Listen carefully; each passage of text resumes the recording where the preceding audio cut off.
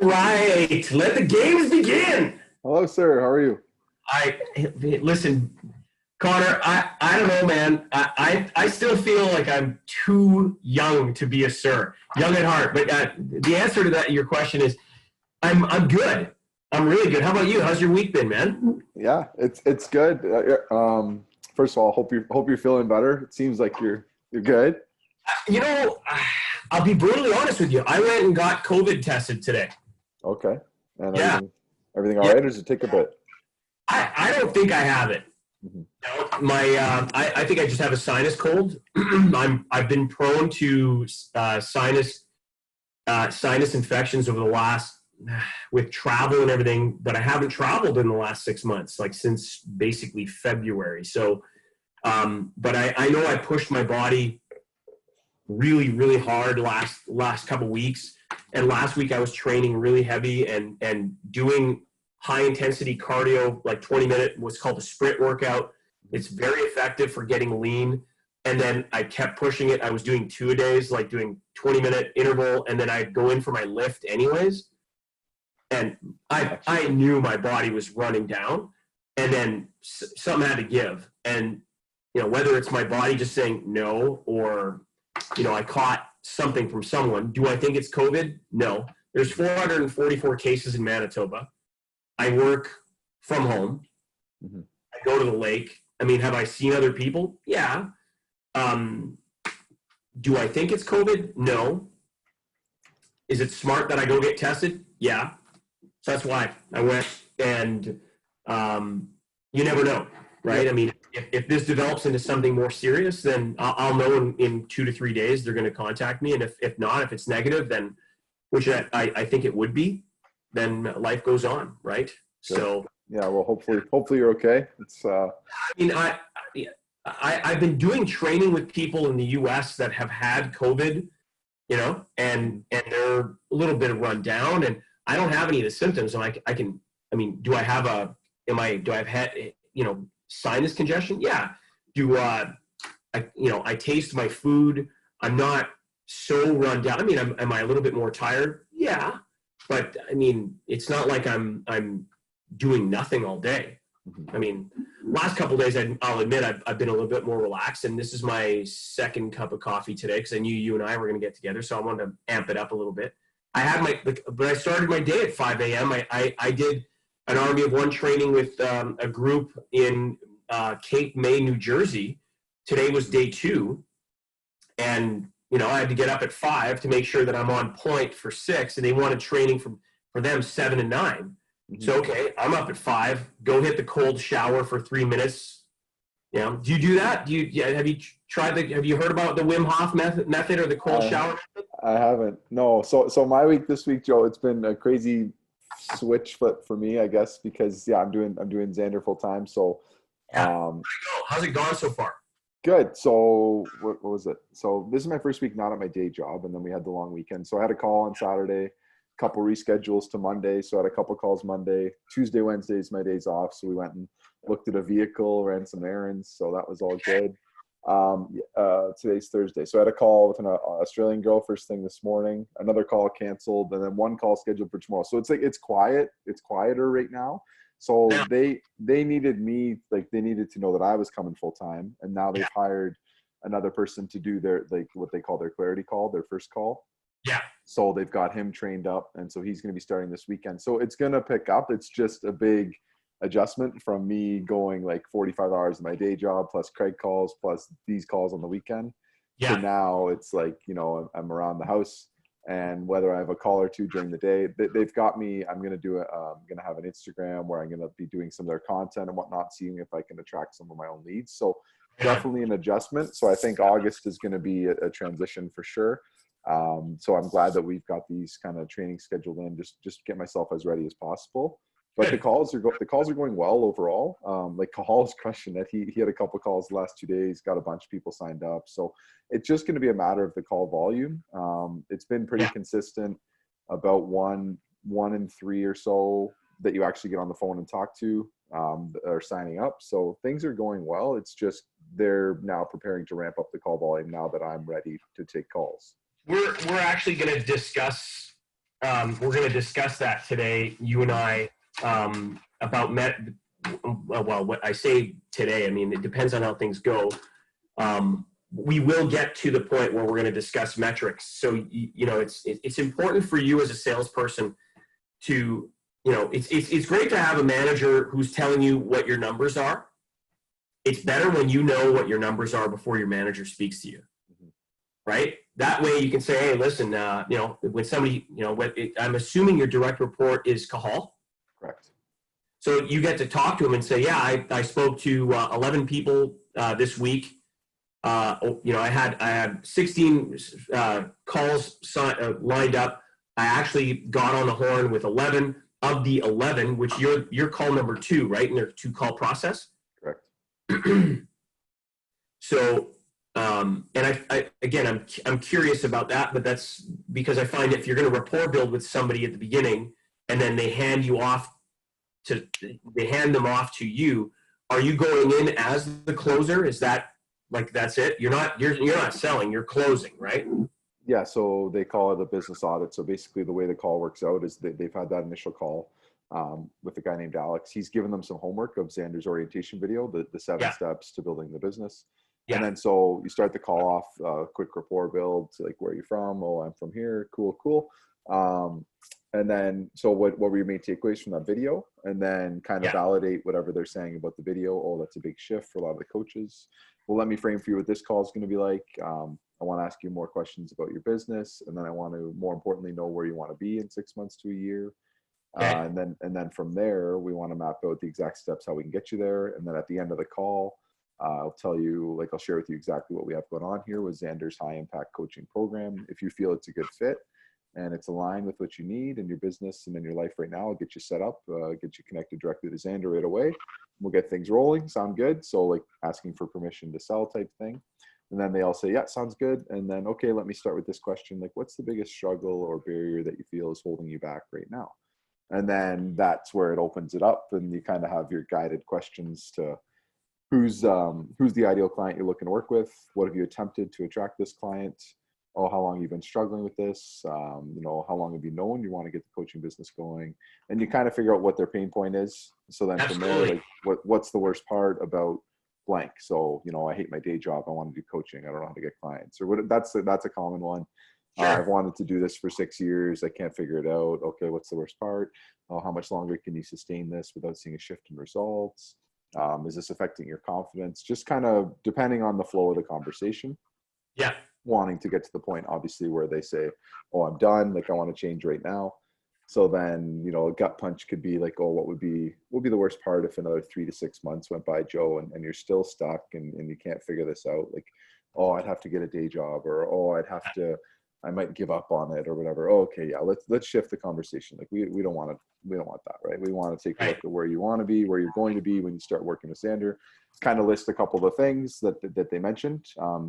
We help you actually market yourself and enroll those clients, like convert those leads that you have at the right price point. Where do you see the business going in 3 to 6 months? Like, what's the income at? Where are you traveling to? What's your lifestyle like? And then just open up the dream. So a few more detailed questions on the dream there. Awesome. Who else in your life would be affected by that? Oh, husband, kids. Great. How would it feel every day waking up, having an online business? You can work from anywhere. You don't have to report to a day job. Like, oh, it'd feel amazing. Okay. So then you get into the 3 qualifiers.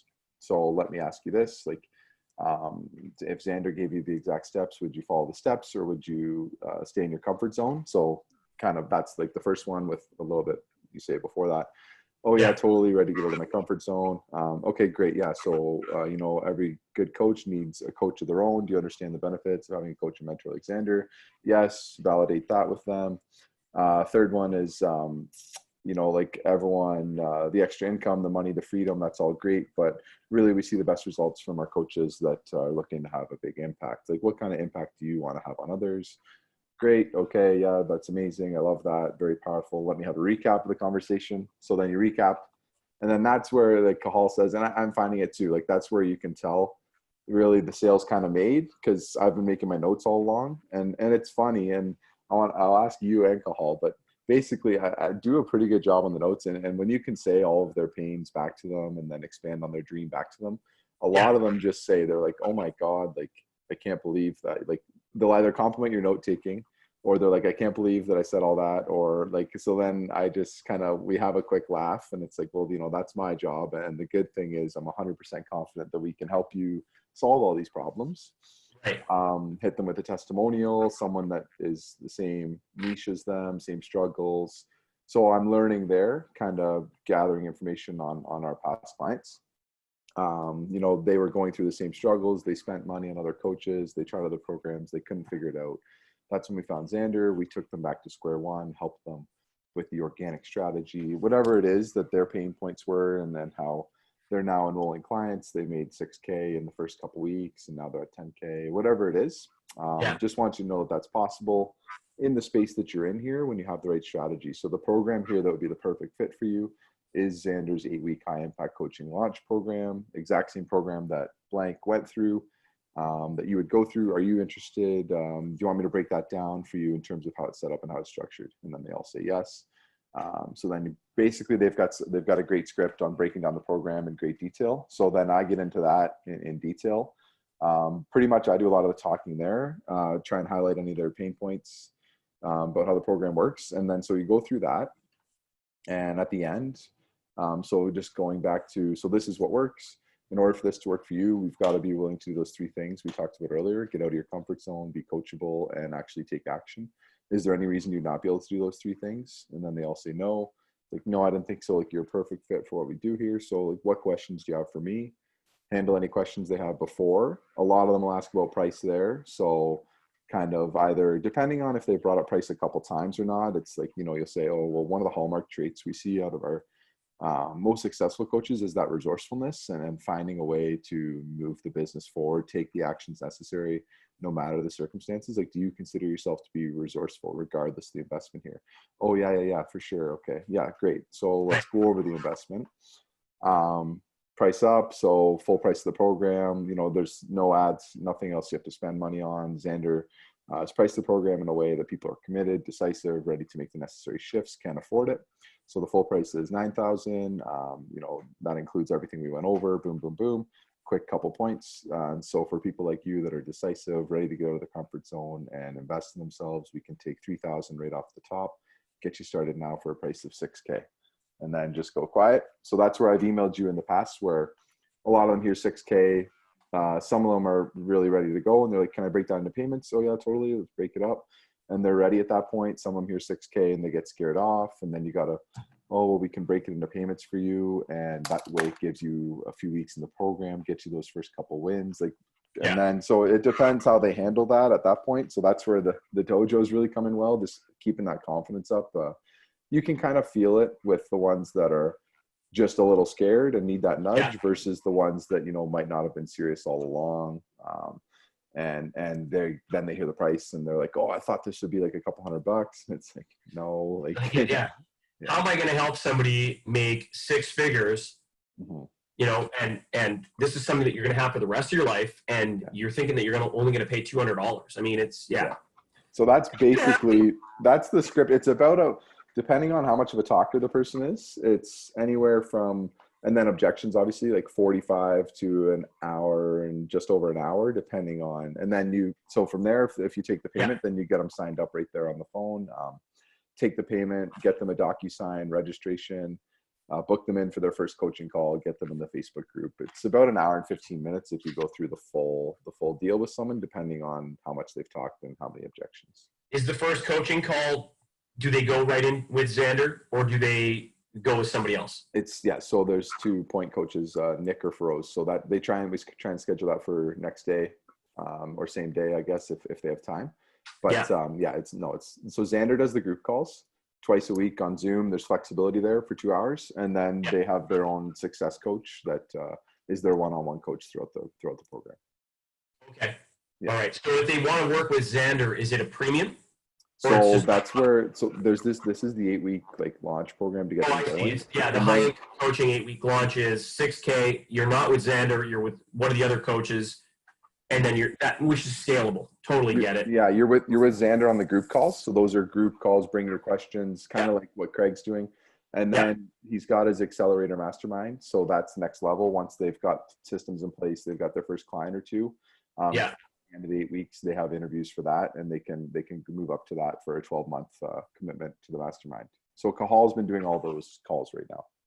Are you going to be jumping into the mastermind sales? Is that the plan? I'm not sure. Like, I think the plan would be like that Cahal would handle more of those, and then I would take more of the initial launch ones.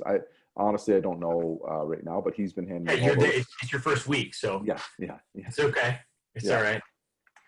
Well, you know what? I'm going to tell you right now that, like, there's a lot that you already know. You've been in the dojo.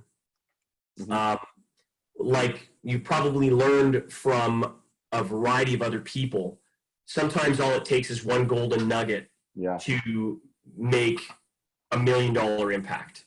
And I have a guy by the name of Jason who's in Houston, Texas, who's rehired me because he said, Joe, I guarantee you the stuff that we went over, I didn't pick up on all of it that you gave. And there's no doubt that I know that he's going to pick up new nuggets, and I can guarantee you that there's going to be a few golden nuggets out of our time that we're going to be talking together that you're going to pick up. Some of the stuff which I find fascinating based on everything that you just said is there's pieces of it that all of us that are in this space, we've picked up from other people. And whether it's, Tony Robbins or, Zig Ziglar, or if I'm going into legendary space where it's Napoleon Hill, it just gives you a sense that we've all learned that, like, all this stuff has been learned and taught before.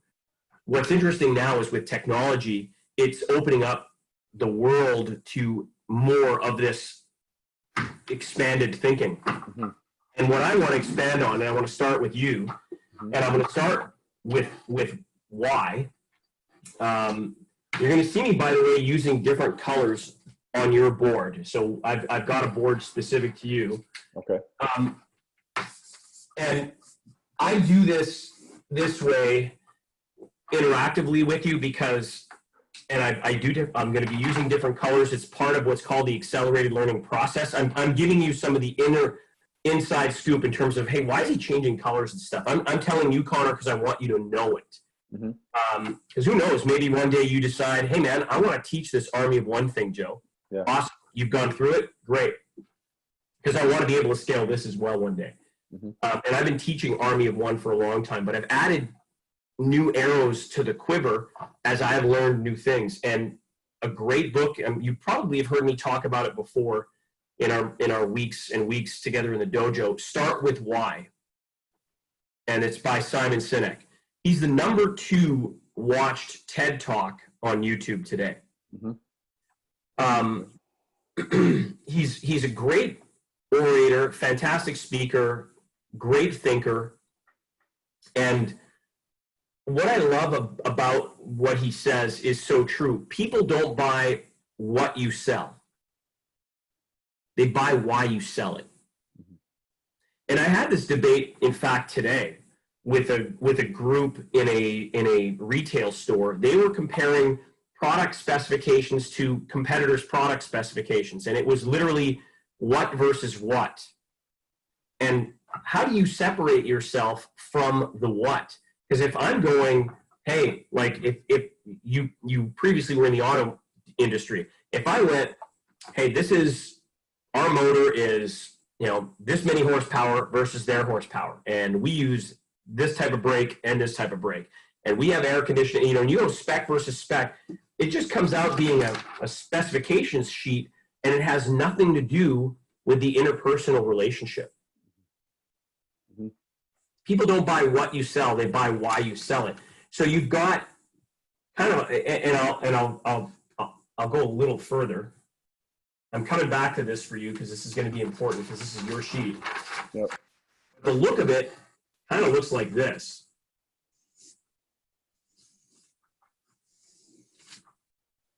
This is your why. That's the bullseye. Mhm. Over here is the how, and then over here is the what. People don't buy what you sell, they buy why you sell it. This is what matters. So, what is your why, Connor?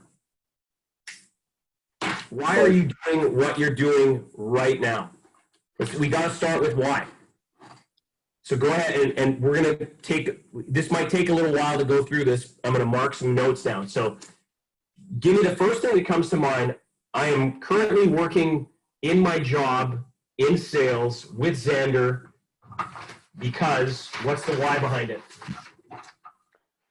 I guess because I believe in the program myself. I think the coolest part is seeing the clients that I sign up, then them posting their comments in the group, like, this has been awesome, this is life changing, and then they start enrolling their own clients. Like, that's really cool. Going back a little further, Yeah. to when I first got into, like, I'm brand new to this space, and like we first connected a few weeks ago and months ago, I guess now, with Craig. Yeah. And I saw Xander's posting when I was looking on Facebook through Maggie, like when I first was introduced, and I was like, Maggie, that's my new dream job. Like, I'd never really had a dream job, but I was like, oh, he's advertising for a salesperson for his team. All the bullet points of be part of a young growing team, make an impact on others. I was like, that's something that I want to be doing. And then, so it's still kind of crazy to me that it's even happening. And now going in full time, it's all kind of, like Xander said, it's going to be a little wavy, but it'll smooth over. But as far as, I guess, the potential is very exciting too, to be a part of this team and where they're going. That's something that's been very exciting for me as well. It's all brand new, so it's definitely uncomfortable. And like you said, when you get out of your comfort zone, you step in the money zone. So the income potential is also it's up there. I left that up there for you. Like, it's right there, brother. Yeah. You see it? Yeah. That was, I had a whole bunch of boards up earlier today. I said, I gotta leave that one up there for Connor. So, all right. Definitely. Yeah. For me, I guess that's part of the challenge too. I was in a comfort zone for so long. I know I'm a younger guy, like I'm only 27, but Stop. I'm going to tell you right now, man. I was 20 when I opened up my first retail store. Mm-hmm. So 27 in my books, you're not young anymore. So then I got to get moving, and even more so. I'm telling you, what the mistake, I'm telling you right now, the beauty of sales, is you don't need this college education. Like, I personally know lawyers, judges, doctors, and they make great money. And I know salespeople who make 10 times the amount of money that they make without having to go to all the school. Now, granted, the school that they took is school like this, School of Hard Knocks, reading a lot of books, and paying for speed to be able to learn things. You're in a tremendous space, Connor, because you have people around you, and I'm not just me. I'm sure Craig still feels the same way. Ron still feels the same way, I'm sure, just based on who they are. Xander, obviously, Hall, these guys want to see you be successful. And truly, winning the NFL way, I don't know if I've ever told you about this book. Yeah, you told me that, yeah. I don't know if it's up on I'm sure I give my books away to people all the time. I don't keep, because I don't reread them. This is a good one. There's a few that I'll keep because they've got some really good stuff in it.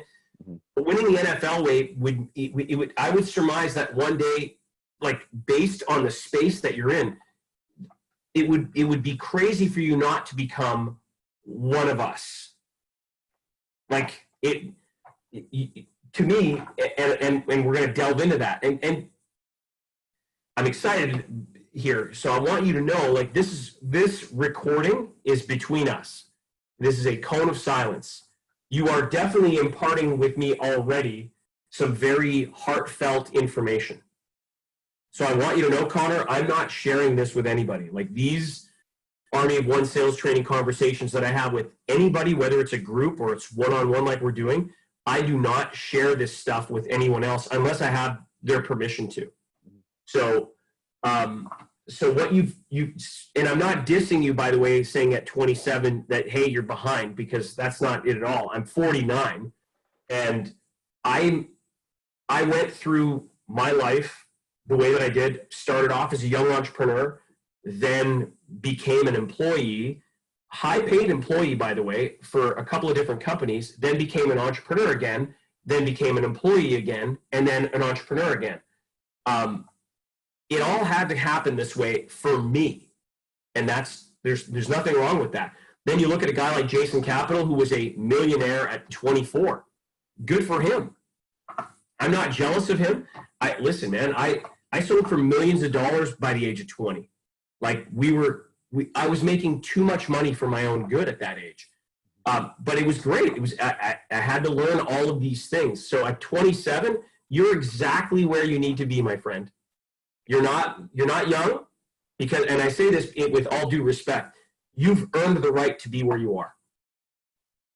You've got what I call the ETR. You've earned the right. You've got some history, and you've come into this space with great people, and you've earned your place at the table. Okay? Yes, thank you. Yeah. Yeah, no, absolutely. You're here for a reason. You're like, there's no this. I'm not getting into the woo-woo cosmic forces stuff. I'm just like, whether you believe in God or the universe, there's a reason why you're here with me right now. It's the right reason. So going back to what, thank you. And going back to what you said about the sales, and that's the other thing too of a why is I've never, like, I've done the traditional education and everything else, try and whatever, think you're going to climb your way up a day job. But these past 4 months, I've learned more and with this skill and grown this skill than I've learned in all of 4 years of university or anything like that. Like that is really cool about this sales side. And that's why I was so interested in getting on more, like learning more from someone like you, or like just even anytime I can talk to Cahal or talk to Xander, listen to anything like that. It's such a learnable skill that you're always picking up something. So yeah, the education side is really cool with all this sales. And then you get into the NLP and some of the other more advanced stuff, all the reading you can do. It's really, really cool and exciting about that. So why is it important for you to learn these skills, making it, like, for you to not only believe in it and see people make an impact, but I believe it's what I heard from you is it's important for you to make an impact. Correct? Yeah, I feel like it goes back to my first call with Ron when I was signing up for Craig. As I laugh because I think I was a pretty easy sale, but maybe a little bit of hesitation on the close. And he just helped me get started, just like you've now taught me. And so anytime I can tell someone's a little hesitant and you can help them overcome that, they know it's a decision that'll benefit them. That's really cool for me. Is I love those where they give you a slight challenge and it's like, no, we can help you. And then you see them getting the results that, they step into that fear or any kind of hesitation there. So that's what it is for me about, that's like the impact, I guess, that I feel like I'm having is helping them overcome that little bit of fear and scarcity there and get started. So I love that. So, right. So this is powerful. So it feels good to help people. Mm-hmm.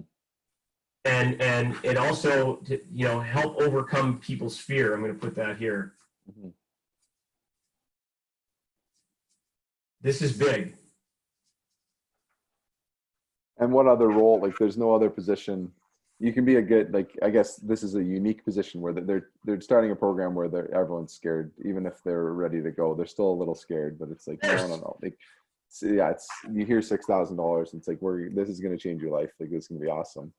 So, but yeah, in any other normal sales job, like, what am I doing at Volvo? That's like, oh, if you buy this part, it's not going to do anything different for you. Like, you're going to slap it on your truck, and then there's no real potential for that there. So that's what's been exciting about all of, like, whether it's Craig or Xander's program, they're going to get results. You've got a belief in it. So tell me a little bit about the underlying reasons to get into sales beyond that. It feels like, and I love it. I love that you're making an impact. It feels good. Help overcome fear. Why do you want to sell? I mean, because obviously you're making money, right? Mm-hmm. Mm-hmm. So would you agree? Again, this is not, you notice that we have several reasons why already. Part of your why that it's what's going to motivate you to get up at, whether it's 5 a.m. or 6 a.m. or whenever you get up. And I know you get up early because I've seen your timestamps on emails. Mm-hmm. What time do you get up, by the way? 4:57 right now. You're doing the 4:57? Yes. Good for you, man. All right. So I love it. I'm putting 4:57. I see Craig's always the 3:57. I don't know if I'll ever get down there, but just you get a little sense of accomplishment getting up before 5 there, a little bit earlier. I like it. What time's your bedtime routine? So the reverse alarm goes at 8:15, so I'm trying to be sleeping by 9:30, 10ish. So I'll be honest with you that now that I don't have that, strict time that I need to leave the house for the day job, it's harder. So I got to make sure I keep a routine and keep productive and finding those productive things to do with all this more free time now. So that's a big thing that I'm adjusting to as well. That'll all be the transition in August here. I feel like trying to find all that. And again, I'm like I told you, if our calls have to go beyond 4, they will. Okay. My commitment to you is to make sure you get as much value from this as possible. This exercise I learned, by the way, from it's Start With Why by Simon Sinek. But the exercise that I'm doing with you is something. Have you heard of Dean Graziosi before? Yeah. Okay. Dean and Tony Robbins have a thing called the Knowledge Business Blueprint. It's called a KBB, and I'm a member of the KBB. Okay. And they also have the Knowledge Business Brokers for people who don't do masterminds. Mm-hmm. And what's fascinating is Dean has in the program, Dean shares what's called 7 levels deep. And I'm taking you through the whys of 7 levels deep here so we can actually get to the heart of the matter. I already have a sense in terms, because we've already talked. Mm-hmm. I want you to bring it out. Sure. So if you were to say, so when I bring up the issue of money, because I think in here there's the word opportunity, I'm sure popped up, mm-hmm. right? Yep. So I'm going to put opportunity in here, mm-hmm. and opportunity is obviously big in terms of it's exciting. There's potential, which will coexist with opportunity. I want to be clear as well that there's nothing wrong with saying that you want to make a lot of money. Money is not evil. Money is a way to measure your success. Mm-hmm. It's simply a way, and you can do so much with money. Like nothing happens until a sale is made. Mm-hmm. No bills are paid. No staff gets paid. No philanthropy gets done until a sale is made.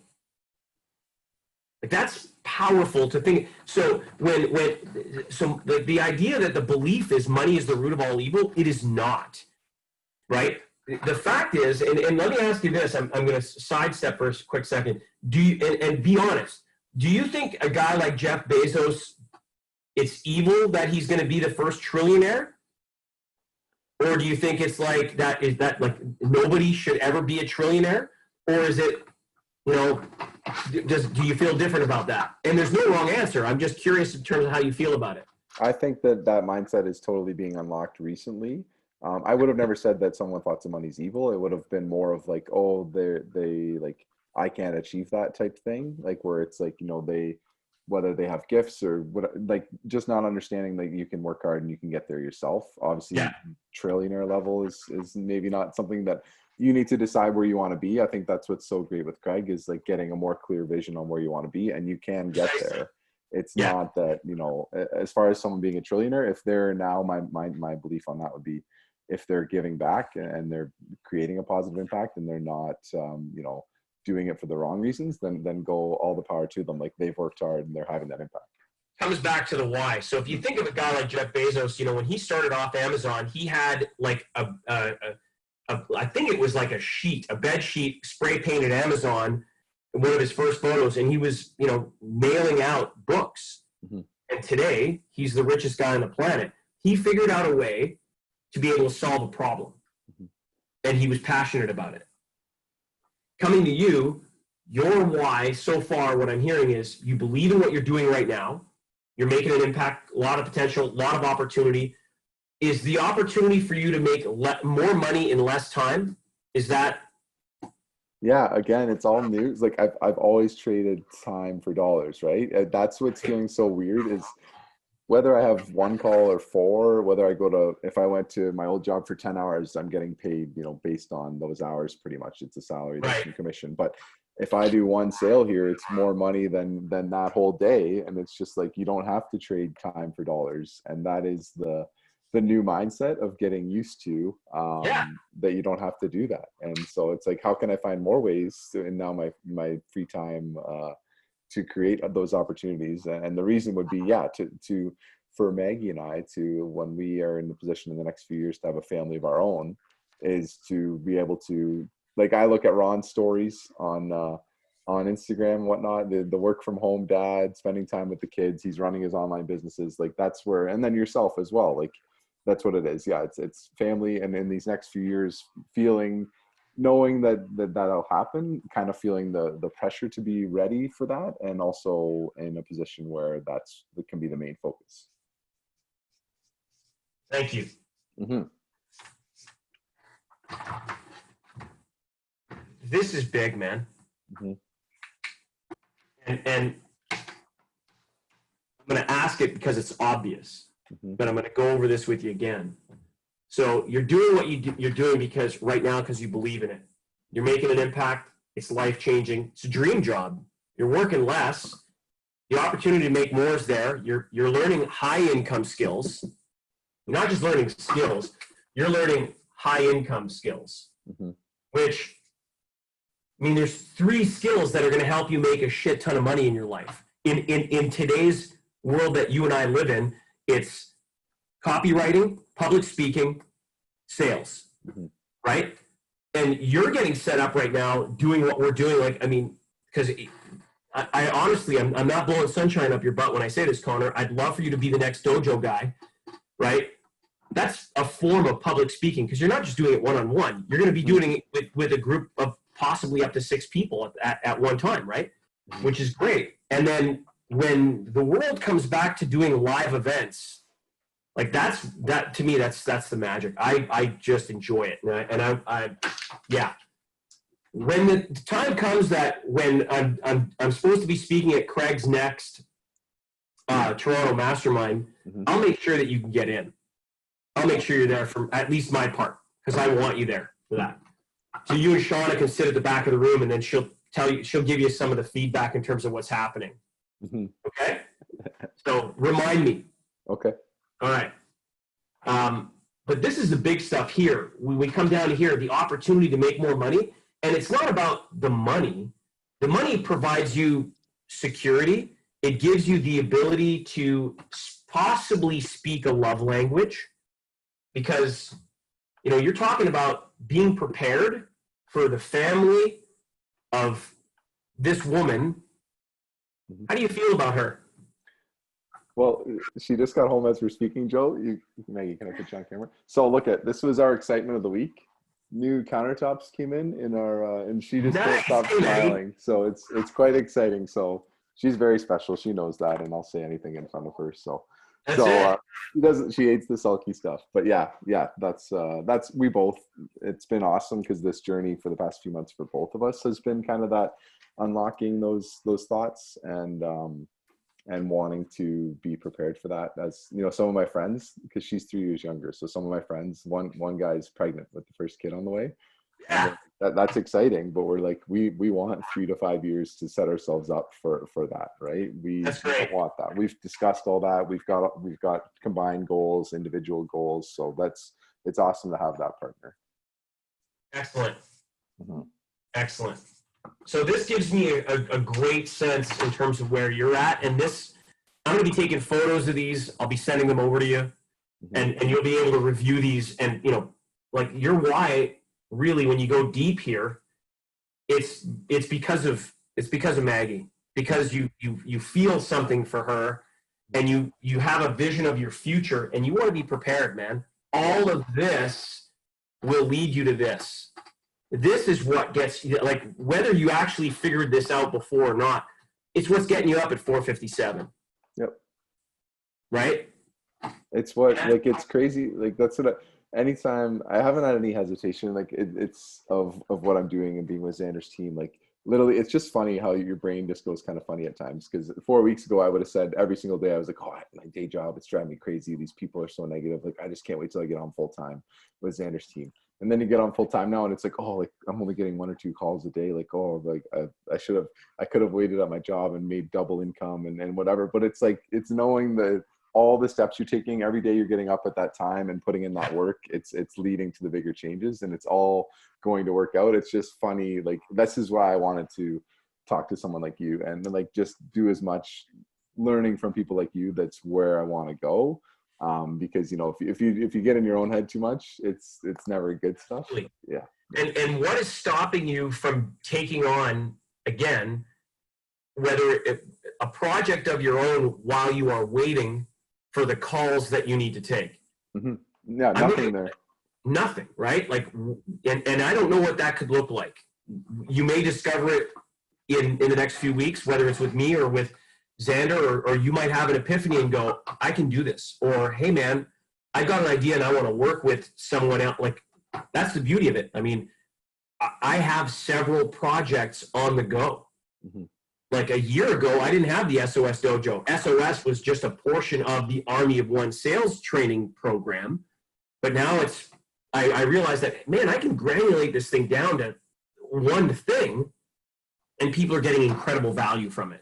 Mm-hmm. Then I get to leverage my time outside of a couple of industries that I've been working in for my whole career, and now I'm able to work in a slew of them, which is a riot.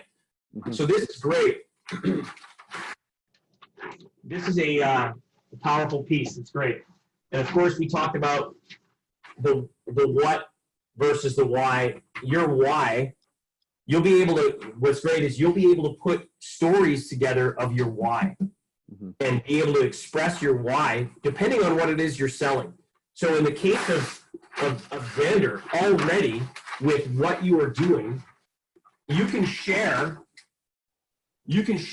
some of the stuff that you're doing, like why you're part of Xander's team, and you can explain that to some of the coaches. And because I believe that you're setting yourself up to be a coach yourself. In fact, to a certain extent, you already are. Yeah, that's a lot of them on the phone. You know, I'm part of the team, and they're like, "Oh, what do you coach?" Like, "Oh, I guess it's the sales side of things." And a lot of them don't like the word sales. Actually, it's funny because they don't want to be sold. They don't want to sell to other people. It's that mindset shift around money, and like you said, it's a measure of the impact you're having. But a couple of the people actually, I've given that hype talk of like, well, why do I choose this program over anything else? And I'm able to say, like, from the heart, like, listen, Xander's truly changed my life. Like, in the past 6-8 weeks, like, I've come on board. I'm seeing what he's doing day to day, how much he cares about his coaches. He's on the forefront of having that change through coaching and wanting to be that next leader in our generation. And you just give them that hype talk, and they're like, yeah, okay. Like, because I'm serious about it, and I get into it, and I'm like, Xander's changed my life. I know he can change yours too. So It is cool in that regard. You know what I really enjoy is, you know, I've got, you know, between Sean and I, we've got 5 kids. Mm-hmm. So I've got 2 sons, thanks to her, that are 27. And you know, I would want nothing more for them to dive in to this world that you've jumped into. They're great guys. Mm-hmm. Their headspace, and they're entrepreneurs. They're not where you are yet. And I'm not suggesting that they're bad or good or whatever. You know, I've got a 24-year-old daughter who's going to law school. She has to go to a university for taking what she's taking. Yeah. But a lot of the stuff, the skills that you're learning and you've learned already, it's beyond her. Even as a lawyer, like, lawyers won't think the way that we think. Mm-hmm. And so what I truly love, regardless of age, but I do have to say, I love dealing with people under the age of 40. Here I am closing in on 50. When I help people that are under the age of 40 or under the age of 30, or like, it's really awesome when I get, you know, a 19-year-old or 18-year-old young guy. It's mostly guys, but I do have women in these groups. Mhm. I just love it because somebody like yourself, you are like, feed me more, and it's like, let's go, because there's nothing I want more than for when you get to where I'm at, but I want you to get to the space where I'm at, like by 30. Like, not to say that I made mistakes. I had to go through what I'm going through. I want you to time collapse it. I want you to have even more juice out of life than what I've had. And trust me, dude, as odd as this sounds, if I were to die tonight, I know I'll die happy. I've had a full life already. And I know I have so much more to give, which is it's a powerful why, right? And there's a belief thing, which brings up to the next piece. And by the way, when we do this live, whoever's holding the pen is allowed to make spelling mistakes. It doesn't matter, right? So if I wrote customer with a K, you know what I'm talking about, all right? Because what I usually tell people in this context is that it's safe. It is safe to make mistakes here. It's just like in the dojo. I believe that you need to have a place that's safe to make mistakes, because that's the whole idea behind training. If you can't feel comfortable and safe in this environment, if you feel embarrassed, if you feel ashamed, you're never going to take the leap.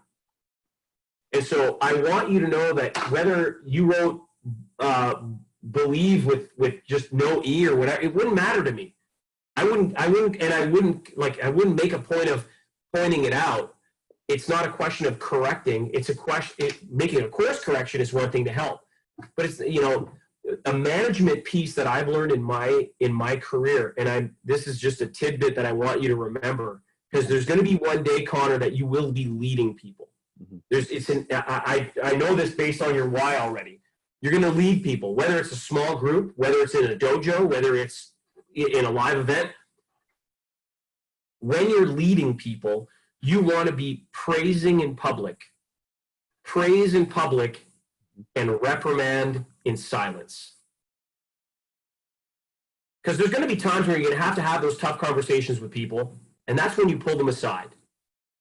And by the way, this rule applies with your kids. Because even with your very own siblings, when your parents, decide to point the finger at you because they get emotionally charged, go figure, emotions go up, intelligence goes down, they get emotionally charged, and because you're the kid, they think they're allowed to just lose it on you. But if the child feels, oh my God, like you're embarrassing the crap out of me here, they're going to feel what towards the parent? Anger, hate, resentment. No different than with your team. No different than with an audience, right? Same thing. The power of belief, and belief is power. It's just two words that I'm putting on this. And I'm just going to share with you a story. It's very powerful. And I mean, there's so many different types of stories that I can share with you, but in this one, it has to do with based on the mindset of a group of people that were selling product. In this case, the product actually happens to be an electric bike, but it could have been anything. Several years ago, I was traveling in the eastern United States, and I was visiting a store. They knew I was coming. We had set up the appointment. The appointment was for noon.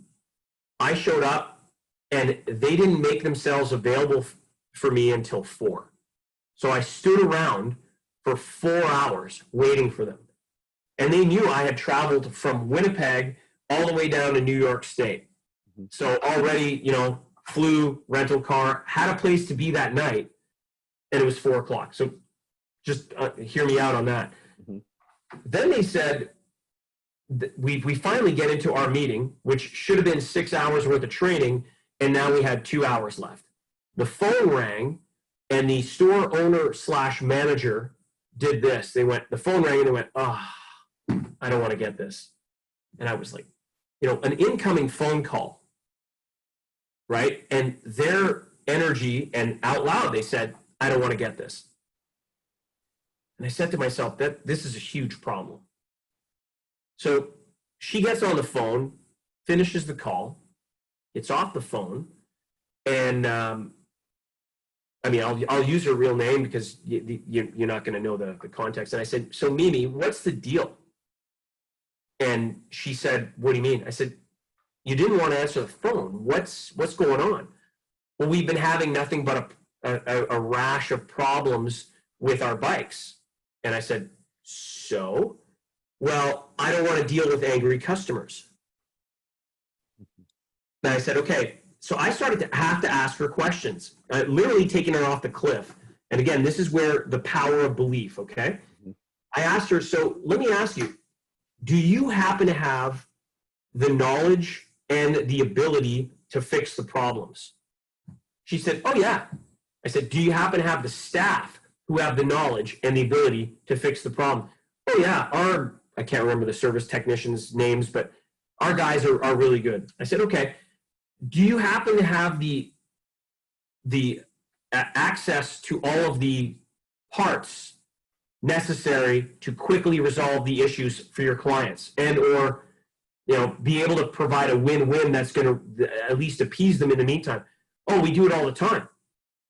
I'm like, okay. Then I asked the magic question, Connor. When was the last time you sold a bike? 3 months. 3 months. And we were in the month of June. The biggest months in the bike industry are March, April, May, and we were already in June, and she hadn't sold a bike in 3 months. Like this person was going to go out of business. Why? Because her belief was the product's not good. Meanwhile, what she didn't realize was that she needed to believe in herself and in her team, because we have the ability to handle the problem. So instead of, when have you ever heard when you point the finger at someone, you've got three pointing back at you? Yeah. Right? That's exactly what she was doing. Her belief was, it's them, it's them, it's them. And it's like, no, Mimi, it's not them. It's you. You've got to believe in yourself.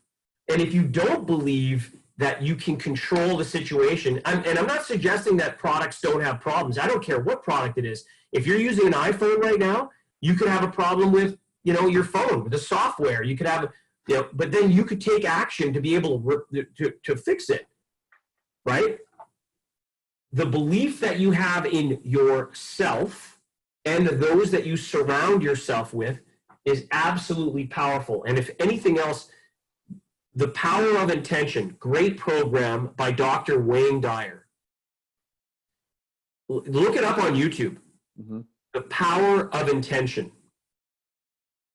And he uses, I must have listened to The Power of Intention 30 times, 25, 30 times, easily. I got it I got it as a CD set, and I must have listened to it in a bunch of rental cars for years. And Wayne Dyer's no longer with us, but one of the things that resonated with me was, you want to surround yourself by the conditions you want to produce. You're already doing it, Connor. The more that you program your mind every day, whether it's with and it's not just a question of affirmations, vision boarding, but it's also just, who do you hang out with? Like, Maggie is a team player. She's on the same boat. We're not going to have kids for X amount of time. Doesn't mean that we can't practice. Just means that we're not going to come to the end result of having little people. And by the way, if it were to happen, trust me, it's an absolute blessing. Like, I was young. Like, my biological eldest daughter is 24. She'll be 25 in January, before I turn 50 in March. And I mean, she was not planned, right? We were married. My ex-wife and I were married for 2 weeks. 2 weeks later, she comes home and she says, I'm pregnant, right at 2 weeks after the wedding. And I'm like, 30 was the plan, right? Yeah. I had just started my fitness business, blah, blah, blah, blah, blah. And I had to call my business partner. I was crying because I had zero control. Like, Simon is my youngest and my eldest, and Katadin is my youngest. So I got Simon and Katadin, and then Shauna's got Brianne, Ryan, and Jordan. I'm sharing this with you. I've never shared this with anybody else before, actually, that I've trained. I panicked.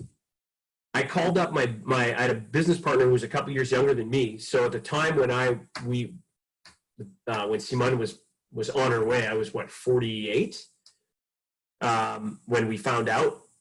And I called up my business partner, and I never missed a day of work. Like, I worked 6 days a week because we were open Monday to Saturday. We were closed Sundays at that time. And then when we were open 7 days a week, we would figure it out. But anyways, we had staff at that point. But I called up Derek and I said, dude, I can't come in. I was an emotional wreck. I thought, honestly, like, my life as I know it is over. Mm-hmm. The best blessing that I ever got, because it made me a better person. It made me more responsible. And I didn't have coaching like you have available. Yeah. Like, I was in complete panic, thinking that life was over. No, life had just begun. It's good. And best blessing ever. It's amazing that, again, my belief system back then was, holy shit, life's over.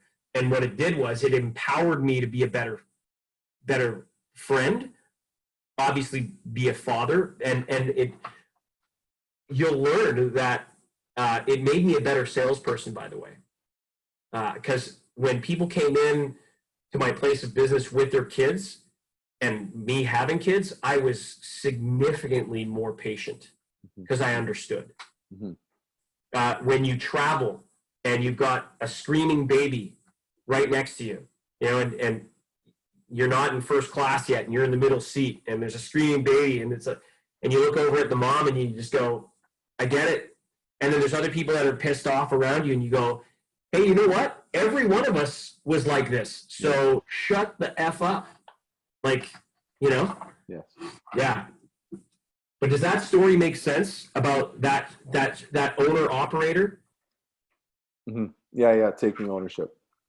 Absolutely. So give me an example in your life where you've had a belief in the past and that belief has now changed. You hinted at it earlier. Well, what are some of those beliefs that these powerful beliefs that have changed for you now? Mm-hmm. Well, the one that we're working on too is, like, as we do prepare for more abundance and more money and whatnot, making sure you're spending it. Like, my parents were very much, which is great. They provided a ton of opportunity, but my dad he's finally spending some money. He had a cancer scare a couple of years ago. He's had this Mustang for 25 years, never put any money into it. So he's finally spending some of his money that he's been sitting on for almost, he's 30 years older than me. So he's 58.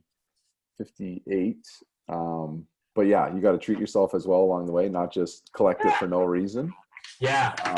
That's a big one that we're working on. And then for me, I know you mentioned it, but definitely the people you surround yourself with, that's another thing for me, Joe, is throughout high school, like, I was quieter. I definitely probably had a platform to be more of a leader and have more of a voice, but I was a shy, quiet kid, late bloomer. And then, so, like, I was the quarterback of the football team, but I was always just kind of flying under the radar. So that's something where, like, now that, those friends are still there, that's still those high school friends that you kind of choose at the time that you're kind of forced into. It's now, like, I'm glad I have this network of people like you and online, but it's hard. Like, I even said to Maggie, it's hard going back, because those are my close friends, but I know that those aren't the friends that are going to help me grow. So that's a big strain I'm having right now as well at this age. And we're all going to be going our separate ways, but they live 10 minutes down the road. They all live, they bought houses. You could throw a baseball to each of their houses. So I'm 10 minutes away, but it's still the temptation and whatnot. And they're good guys, but they're not going, like, they're sitting around talking about fantasy sports and having beers on weeknights, and they're firefighters, so they've got a super comfortable life. But and there's nothing wrong with that, by the way. Not at all. Yeah. It's just, that's not the ones that are going to help me grow. Like, they still want to sit around. I actually saw a really great quote. I think it was Bedros. Anyone that, starts something with remember when, and that's all it is with those guys. It's like high school stories, or remember when this, remember when that, right? Yeah. So. Yeah, and it's like, I still think that my best days are ahead of me. Mm-hmm. Like, I'm at 49. Mm-hmm. I've had some huge wins in my life, some fantastic wins, and I will occasionally go back and go, wow, look where look where I went. I don't sit there. I'm looking, I'm looking at there. The truth is I'm in the moment. Like that whole thing about the present, they call it the present because it is a gift, right? And that's powerful. There's something that you just said here that you want to spend some, and I think it's so, I love it because people do have beliefs about money. I learned a system about money when I was in my 20s. I still use it today. I'll share it with you because we're having this conversation, and you may already know about the JAR money management system. Are you familiar with it at all? Is that from The Secret to the Millionaire Mind? Like where you've got the percentages? Yeah. I've been trying to work on that too. So now that's the other thing is like I was using my steady money from the weekly transfers to now it's like straight commission. So it's like figuring that out and making sure it's all allocated. But yeah, 10% for spending. Yeah. So you need to take your play jar. I've been using the play jar and then you have, so you've got your necessities jar, which is okay, this is what I live with. And then you've got play. You have to play every time you get paid, regardless of whether you have bills to pay. You better make time for play. Like you have to, because Connor, what's the point? Yeah, exactly. If you're overextending yourself, living beyond, then no matter, there's some people who can live under that kind of pressure, and that's all fine and good. And there's a certain amount of that I actually like. I like to take on some extra stuff because I know I can do more. But I don't want to do more, like, be in this position right now where I'm ill, if you will. And I put this upon myself with too much. This was physically induced. This was not mentally or work-wise induced. I could train literally half the amount of exercise that I was doing in the last month, and I'd still be as fit as I am. I know that for a fact. I was trying to reach another goal, and I was training like I was your age, at my age. And anyways, that's lesson learned. The JAR system, allows you to spend. And again, you don't have to make the JAR system 10%. You can make it 5%, Connor. But spend, have a bit of fun. I'm not saying spend like your necessities and be frivolous, but you can have your play jar and then have your long-term saving and spending jar, which, you could be saving up for the car. You could be saving up but it's a larger fun play expenditure, whether it's a trip or whatever else. It's awesome. And then, you have to have an investment jar. You have to have, for the space that we're in, you have to have an education jar. Like my education money goes to Craig, right? He's my education jar. So, okay, I pay Craig for coaching. And then of course I'm buying other books and programs and whatnot. And as long as I continue to get a return on investment, keep crushing it. But so you already know about it. I don't need to get in that. No, thank you. Yeah, it works, man. It absolutely works. So that's great. If you, I know you said Thursday's date night, so hard cut off whenever you. No, yeah, it's in an hour. No worries. Okay. No worries, brother. I got you. So one of the things, I already know that you're good at this, but I have to go through. I've got my template that I'm going through, and so we need to discuss this. And it's play your A game.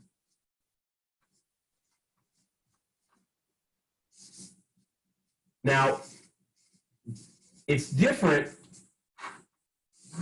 It's different right now in this COVID world when you're playing your A game.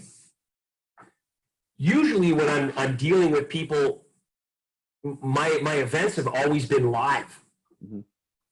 Nonetheless, I don't know if you notice this when I'm in the dojo with people or if I'm doing a webinar. I do my very best to take the time, and it's so simple, to acknowledge everyone. A powerful book that I read, it's actually on my coffee table over there. Yeah, and it's reimagined by Tom Peters. Fantastic book. I think it was in 2004. I still have it on my coffee table, and Tom Peters wrote a book called In Search of Excellence, and it's fantastic, absolutely fantastic book. It's probably one of the most read business books of the the 20th century.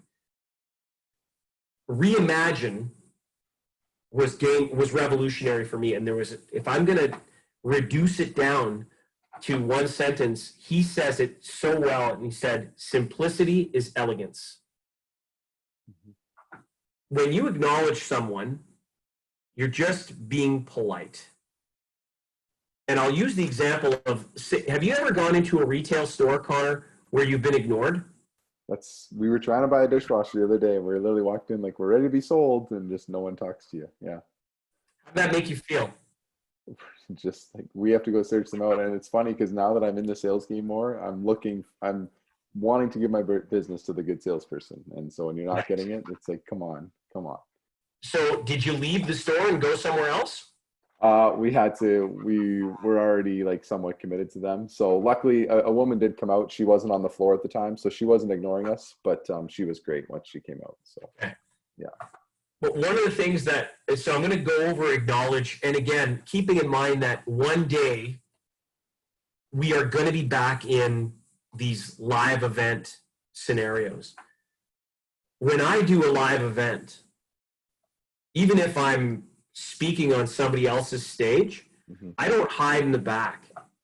Unless they tell me that I have to.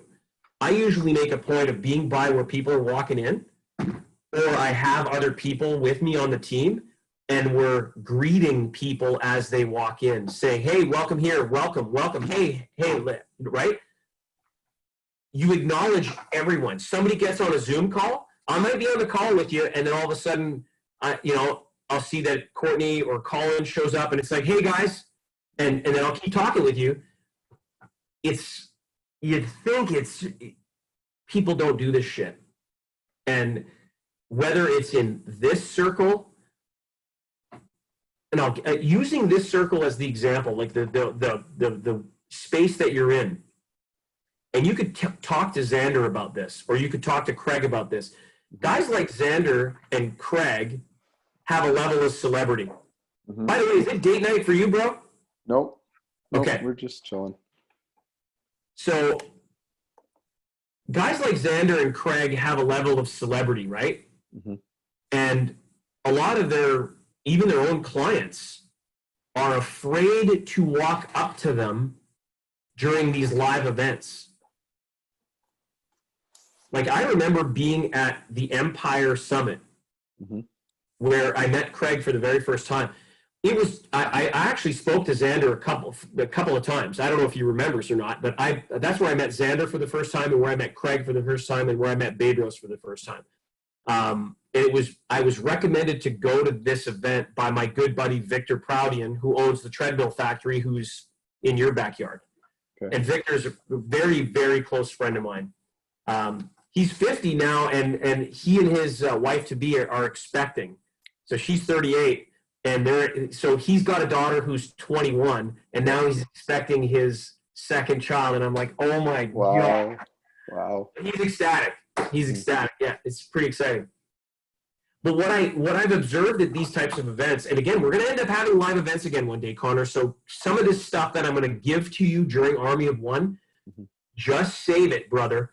Because when we get to the popcorn method, I promise you, like, are you planning on giving some of this stuff to Xander?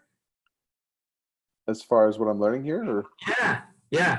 Honestly, I didn't know what we were diving into. I'm just excited to soak up as much as possible. So I'll apply anything I can. I can promise you, like, the popcorn method, I've shown people this, and it's been game changing. Like, and I'll give you an example. Back in December, I applied the popcorn method where I spoke on stage, and Bedros and Craig, because I've seen them speak live. I haven't seen Xander on stage yet, but I've seen him on the web. but Craig and Bedros did this live, and I'm not like they spoke from the stage, and then they made a pitch, okay, and the pitch was good. They didn't apply the popcorn method, which surprised me. So I was like, okay, that's interesting. I've applied the popcorn method whether I was selling at a trade show, selling from another person's stage, or selling in my own fitness retail store, or selling in somebody's bike shop. So when I go to a bike store and they tell me, and I'm just going to give you an example, when an e-bike store says, yeah, my goal is to sell 120 bikes this year, 10 bikes a month. And I say, yeah, my personal record is 27 bikes in 4 hours. And they go, huh? And I go, no, that's nothing. I said, I've got people that I've trained on how to do it. One of my people that I've trained, their record is 41 in 4 hours. So don't think I'm a hero. I've got people that I've trained that they're doing how I showed them to do it, and they're crushing my number. I've got several people that are in the 30s, but one guy who's at 41 bikes at fourth. Like, think of Colin, who you've gotten to know, right? And basically flushing over half of his inventory in half of a workday. Wow.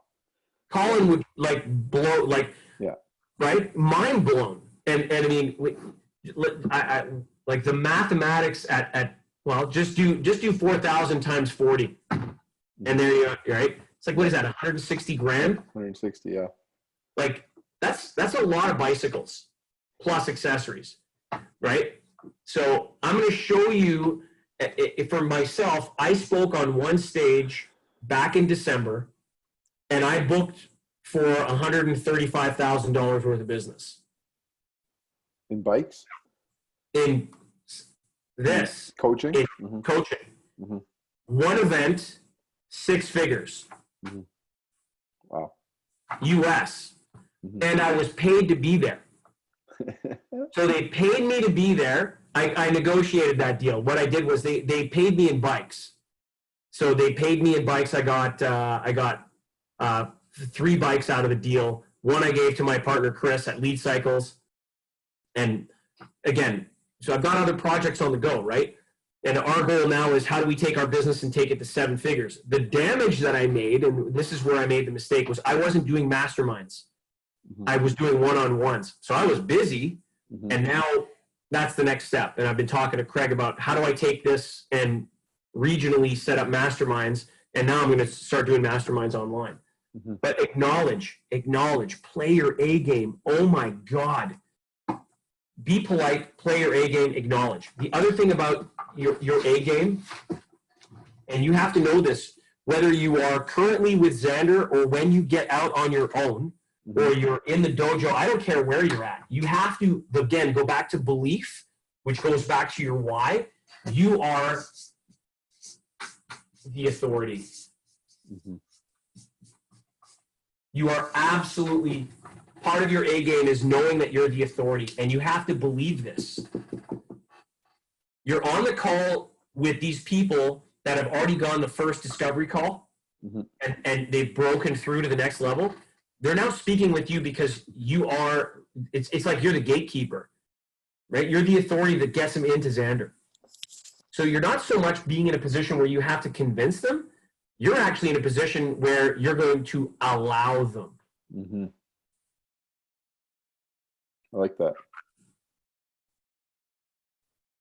That's part of your A game. One of the things about A game, and I'm just, again, I contextually speaking, I'm just going to share you some of this stuff because you may deal with retailers in your future. And I hope that you do, because you've had this experience with these people that you're buying. Was it a washer, dryer, or just a washer? Dishwasher. Dishwasher. Okay. Yeah.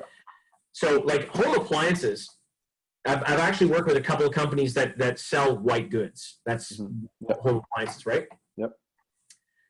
And part of it, one example that you'll actually appreciate is actually the example with the Forzani Group. Back before Canadian Tire bought Forzani, I was doing all of the integration for Forzani's Canada. So I was traveling to Nevada Bob's Golf, Hockey Experts, Atmosphere, Sport Check, and I was doing sales training within their stores. And I mean, they got me for peanuts. It was a 6-figure contract, but I was working around the clock. It was crazy. Yeah. But I was young and hungry, and it's good. It's a good feather in my cap. So it's all part of the deal. This would have been back in 2007. Okay. One of the challenges that they were having at Nevada Bob's Golf specifically was theft. Small goods, they were having a shrinkage problem. Now, shrinkage usually happens because staff are stealing from you, Okay. which is unfortunate, which you can go back to hiring practices and everything that Craig talks about, which I totally agree with it. But we knew that theft was happening. People were coming in and stealing small goods off accessories and whatnot. It's things that you could just put in your jacket and whatnot. So we initiated an acknowledgement policy, whereas if you got within 10 feet of somebody, you would say hello and you would ask, are you making out okay? Right? Mm-hmm. Force of habit, most people, so you acknowledge and then, hey, you making out okay? And then it would be, yeah, we're fine. We're just having a look around or whatever. And then the thing that you would say was to absolutely everybody, fantastic. Somebody will come back and check up on you in a quick moment. Someone will come and check up on you in a quick moment. Subconsciously, this is NLP now at work. Mm-hmm. Subconsciously, you've been polite. You've acknowledged them. So now they don't think that they're invisible. But so even if somebody were to walk in using 55% body language with you, if I'm in a retail space or if I'm at a sales training event, right, and I'm talking to my pal Connor, but I can see that, hey, somebody knows Joe Marcoux and they're standing within my peripheral and they're like, they can see me. And you can pick up that vibe that somebody wants to talk to you. All I've got to do is look over at them and give them a thumbs up and but I'm still talking with you, so I'm not disrespecting you. Because have you ever had that happen? Yeah. Where you're in the middle of and then somebody just goes and they ignore you and they go talk to somebody else more important or whatever, which is complete bullshit. Giving somebody the finger, not the finger, but the finger, and I call this the finger method. It's because 55% body language. So you acknowledge somebody, play your A game. Hey, so even in a retail environment, hey folks, be with you in a quick moment. Because in retail, the last thing you want is to somebody walk in and in their grill, right? So you give them space. Somebody's walking into your event, and you can handshaking and high fives are now kind of passe because of where we're at with COVID, but you can still say, hey guys, elbow, foot touch or whatever, and acknowledge. I'll be with you in a quick moment. And in that context of, hey, somebody will come back and check up on you in a quick sec. It dropped theft by 20%. Wow. One sentence. Mm-hmm. So just by acknowledging somebody, it's an absolute game changer. So I want to share that with you because you just never, ever know. Mm-hmm. So now it leads me to the next piece of the puzzle, which we're going to do this for you right now in your context with Xander. Okay. Although you could do this again, and I'm happy to do this exercise with you in the future. You're gonna give me. Have you done a full customer avatar? No. Okay, we're gonna do this together.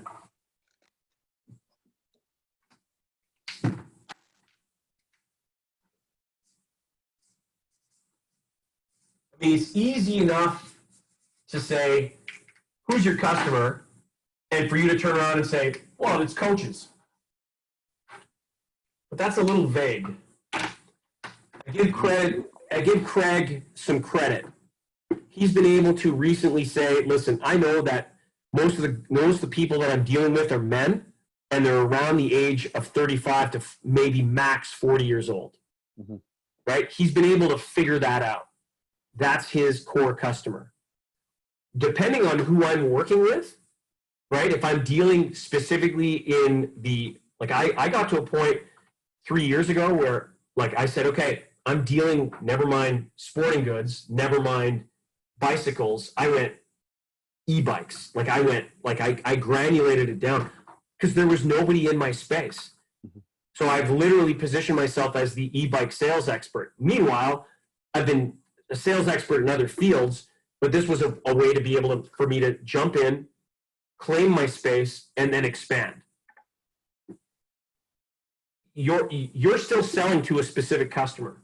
So give me some background based on, you've been with Xander part-time and now full-time for a week, but part-time for what, 5 weeks? It was start of June, so 8 weeks, 9 weeks now. So tell me a little bit about who you know. Mm-hmm. Let's start with this. And just, we don't have to be totally scientific. Yep. Let's go with this. I'll go with coaches. That's fair. Mm-hmm. And should I say online? Yep. Essentially. Mm-hmm. Okay. Let's go with this. How many of them are women? Percentage. I'd say I'm probably talking like 70% women. That's huge. This is already important. Mm-hmm. Right? So we're talking 30% men. Yeah. Obviously, that's I can do some math here. Mm-hmm. Mm-hmm. All right. Okay. What's the age range of the typical coach that you're speaking to? So that does vary. You get a lot of the just finished university, kind of 25-ish year old on the women's side for sure. They've got their health background. And they want to get into coaching, right? So they want to take all their education and they don't know anything about business. So that's a common one. Or hearing university grad, that's part of the yep. avatar. A lot of them are educated for sure. Yep. Okay, so I'm going to put educated. Yep. Yeah, because they may have some type of accreditation of some kind. It doesn't necessarily mean university grad, but yeah. Yep. Yeah, they want to have their certification before they feel ready to do their coaching. Right. Yes. Right. Okay. So that, or you'll get the parent that wants to be able to spend more time at home, and now especially with COVID, it's changing a lot too. Like you get the parent that now is working from home, and they've either got more time or they realize they want to have a business that they can be in charge of their own terms. A lot of people that aren't happy in their day job. So is it fair to say entrepreneurs? Yes. But a lot of them are new to the space too. So that's what keeps them hesitant, or they've been dreamers, but they've never actually had experience with business. Mm-hmm. Entrepreneurs, dreamers, they're hesitant. I would say, based on what you're saying, this is a big one. They're afraid. Mm-hmm. People don't want to admit when they're afraid. Men will never, like women are more open to saying, I'm scared. Mm-hmm. Right? I'm gonna give you one of the best sales words for her. Mm-hmm. You ready? This is gold. This is sales gold. And I don't use this to be manipulative. I use this to be honest, and I use this to make her feel exactly what I want to explain. And that word is safe. Mm-hmm. This word means so much to her. I would ask you to, after we talk today, whether it's Maggie, even your mom, mm-hmm. Ask your mom how she feels when she's walking alone in the city. Mm-hmm. Yeah. Is it going to be this or this? Right? Yeah. Yeah. Even in broad daylight. Even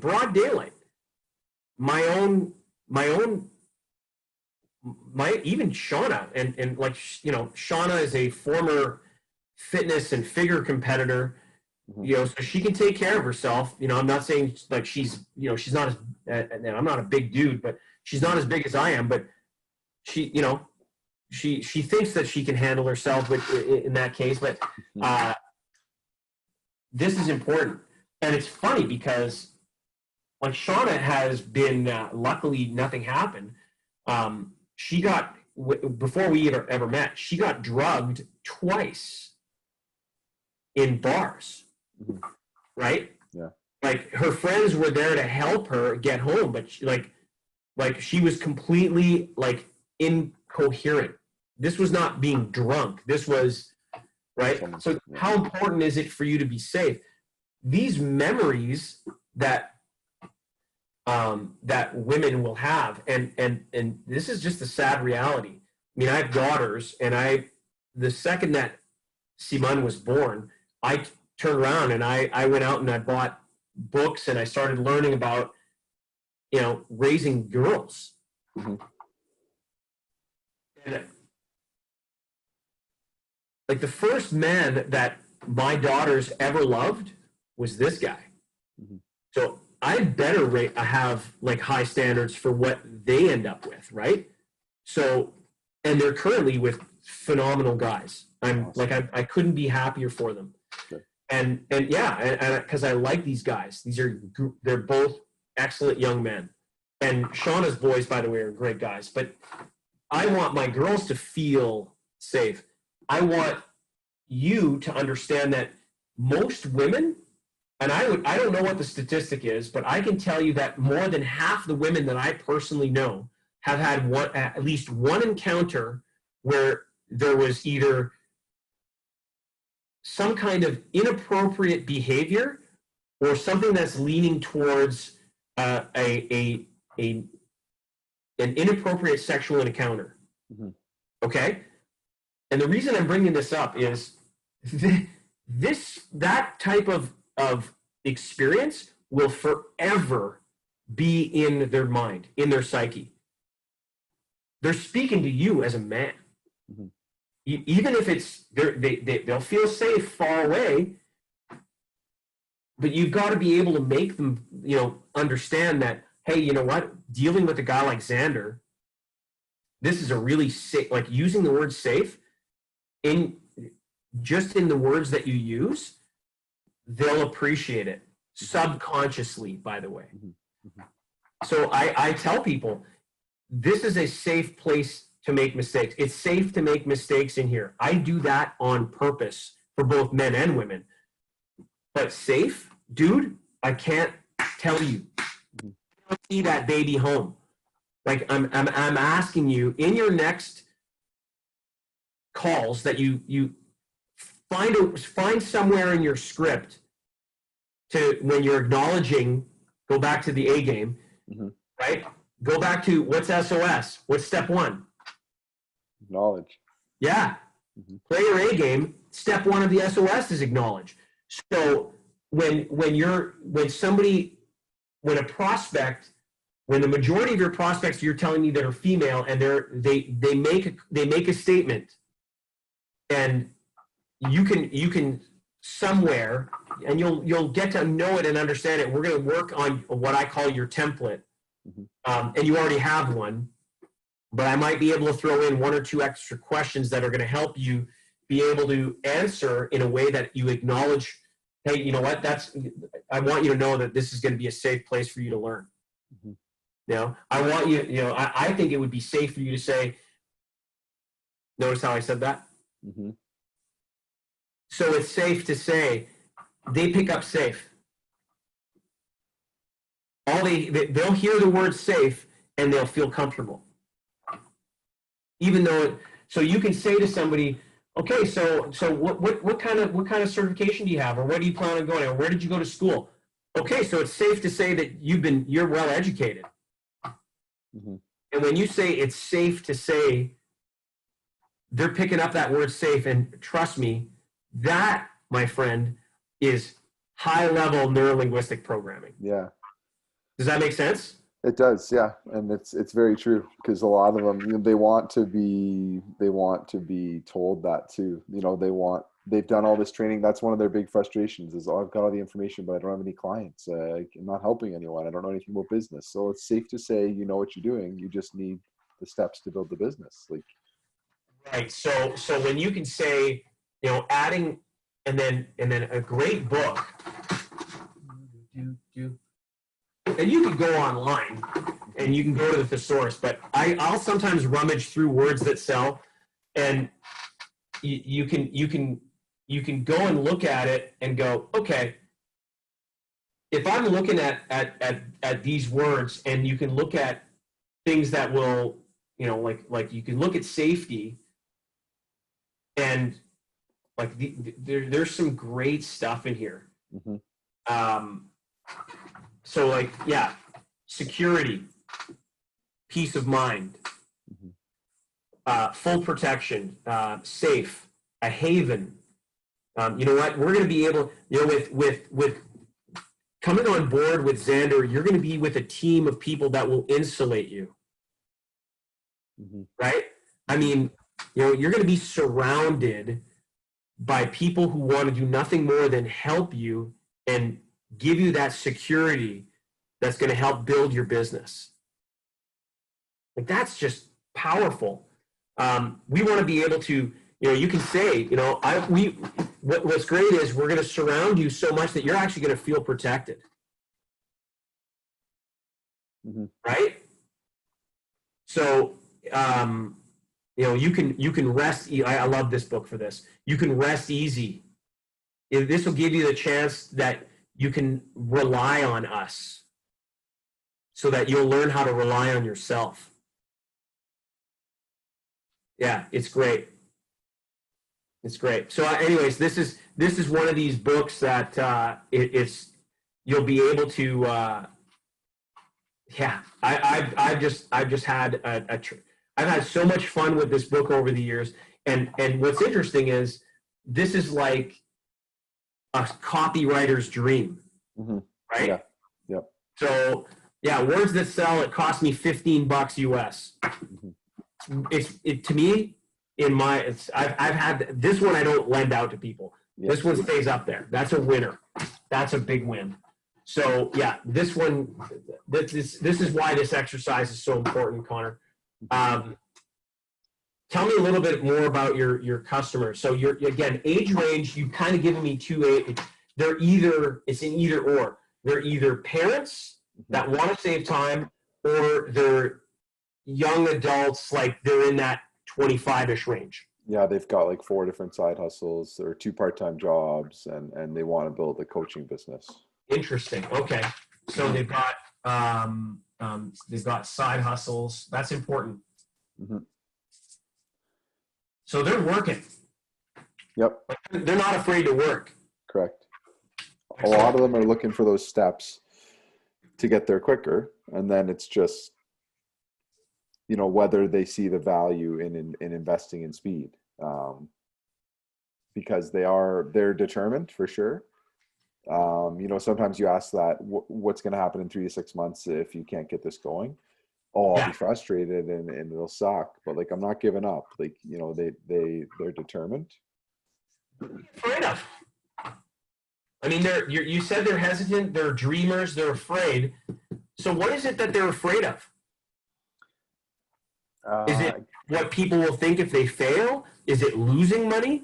Well, sometimes it's because they've done other programs that haven't worked. So it's kind of what separates us.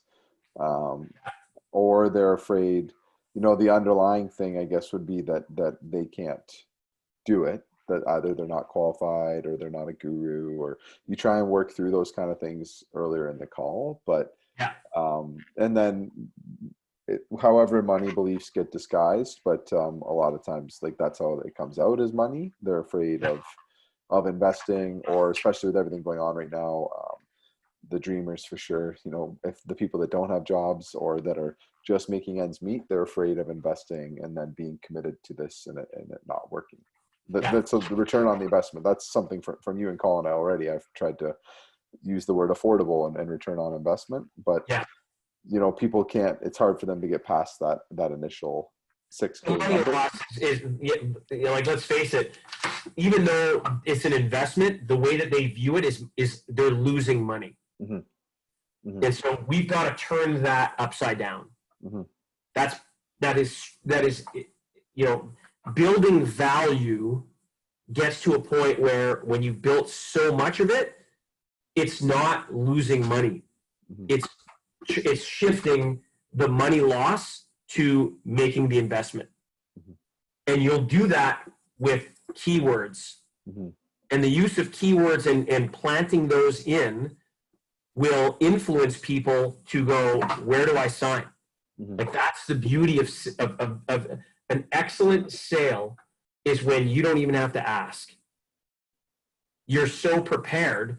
It doesn't mean that you're not going to run into objections, because you and I both know they will rear their ugly head.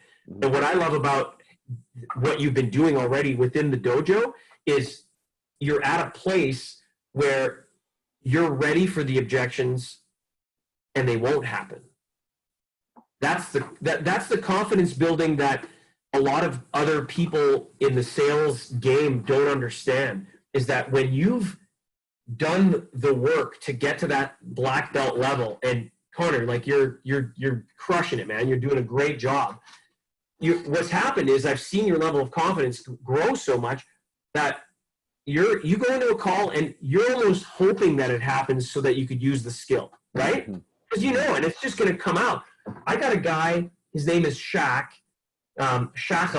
Cherny in Regina, Saskatchewan. He sells some really interesting custom closets.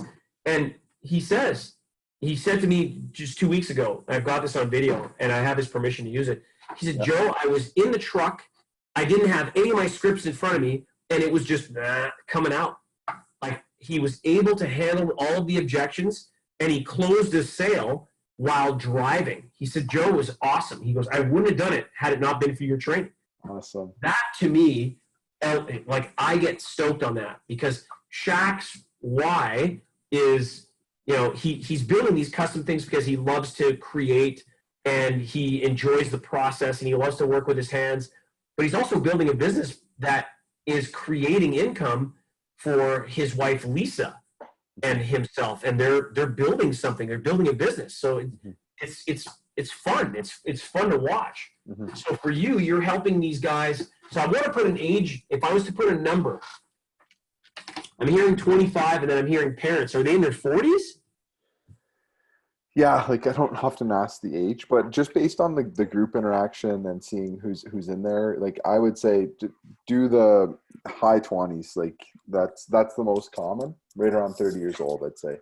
And then that would be 60, 70%. And then, the next level is those younger parents, kids at home, and now they want to get a business so they can raise the kids and be at home. Okay. So I'm going to just use a rough number of average of 33 years old. Sure. Yeah. Right? If I said the 80-20 rule, 80% of the people that you're dealing with are roughly 33. Yep. Is that fair? Yeah. Just because I want to do this now. So we're going to say 33 years old. And can you give me currently, when you're speaking to them, not what the dream is, but what the current status is, what's their total household income? Have you got a guess? I'd say the most common thing I hear is they want to double. They want to get to 10K a month, and they're at about 5K a month. So they're making 60 grand a year. Yeah, that's the most common. But then that's the people with the day job. The others, like, woman I spoke to this morning, she's making like $2,000 a month. So for her, she's like, oh, that was her main objection. Like, it's 3 months worth of work. I don't know about the stability of my job here. Like, it is a lot of COVID.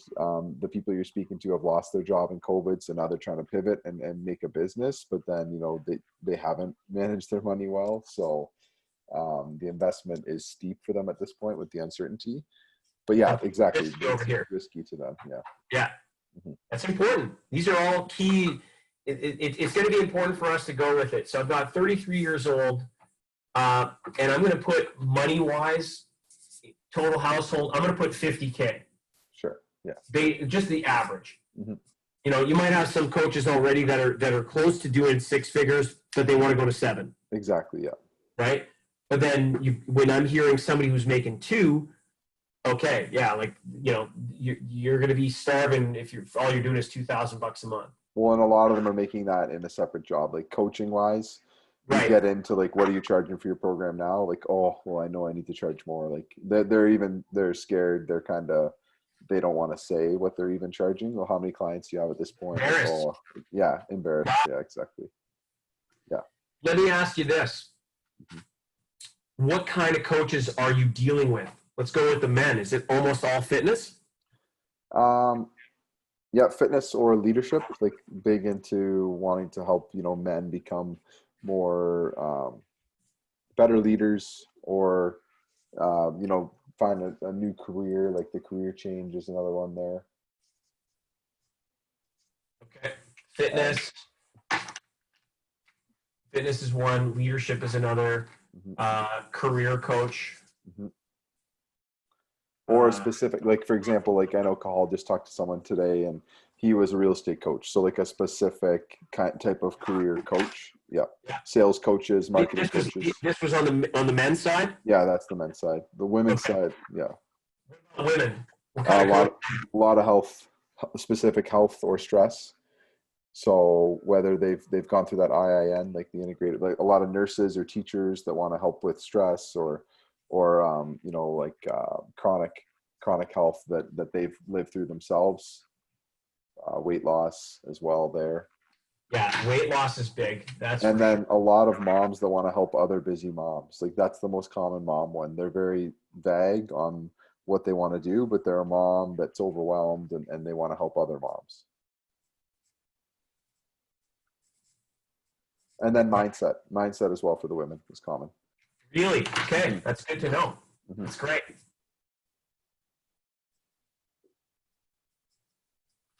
I've actually got James Whittet, who's a poker coach, Yep. is in the SOS dojo on Mondays, Mhm. and he's just added 2 salespeople to the dojo, and he's a mindset coach, and now he's considering starting a mindset coaching program for mindset coaches. Like, hey man, Yeah. why not? It's interesting because he sent me an email and he said, listen, I've got somebody like I get people calling me or reaching out to me once in a while saying, tell me a little bit about your mindset coaching business because I'm thinking about becoming one. And I'm like, don't waste your time with that. Tell them to either take your program or create a mindset coaching program for mindset coaches. Because James, I mean, that's the thing. We are givers. Mhm. And you know this about me. I like to give and Yeah. give and give. And one of my mentors, Bill V, and again, I'm opening up the proverbial kimono with you, buddy. Mhm. Bill was my sponsor for the longest time in Al-Anon, not Alcoholics Anonymous. I was a member of Al-Anon for a long time because I had people in my life, their relationship with alcohol was driving me bananas. Mhm. Like it was like, so I was going to Al-Anon meetings because, again, it doesn't mean that I don't drink. Mhm. It just means that I personally, I find it challenging when somebody gets to a tipping point and then suddenly one's too many and two's not enough. Mhm.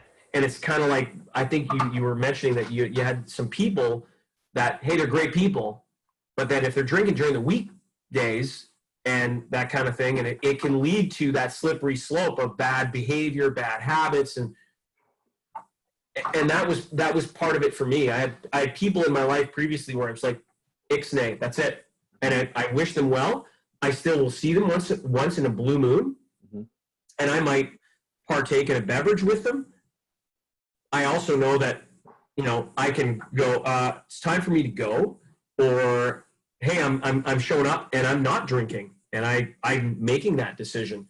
Mhm. But Bill, anyways, gave me some very wise things to say. One of the things that Bill would say was, um, you know, take my information like spare ribs, keep the meat, throw away the bone. That's a Billism. Mhm. Uh, an expectation is a resentment in hiding.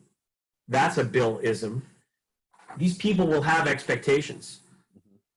You want to be able to fulfill expectations. You don't want to be able to, you don't want to set an expectation and to not fulfill it, because if that's the case, it's instant resentment. So an expectation is a resentment in hiding. It's a big one. It's a big one.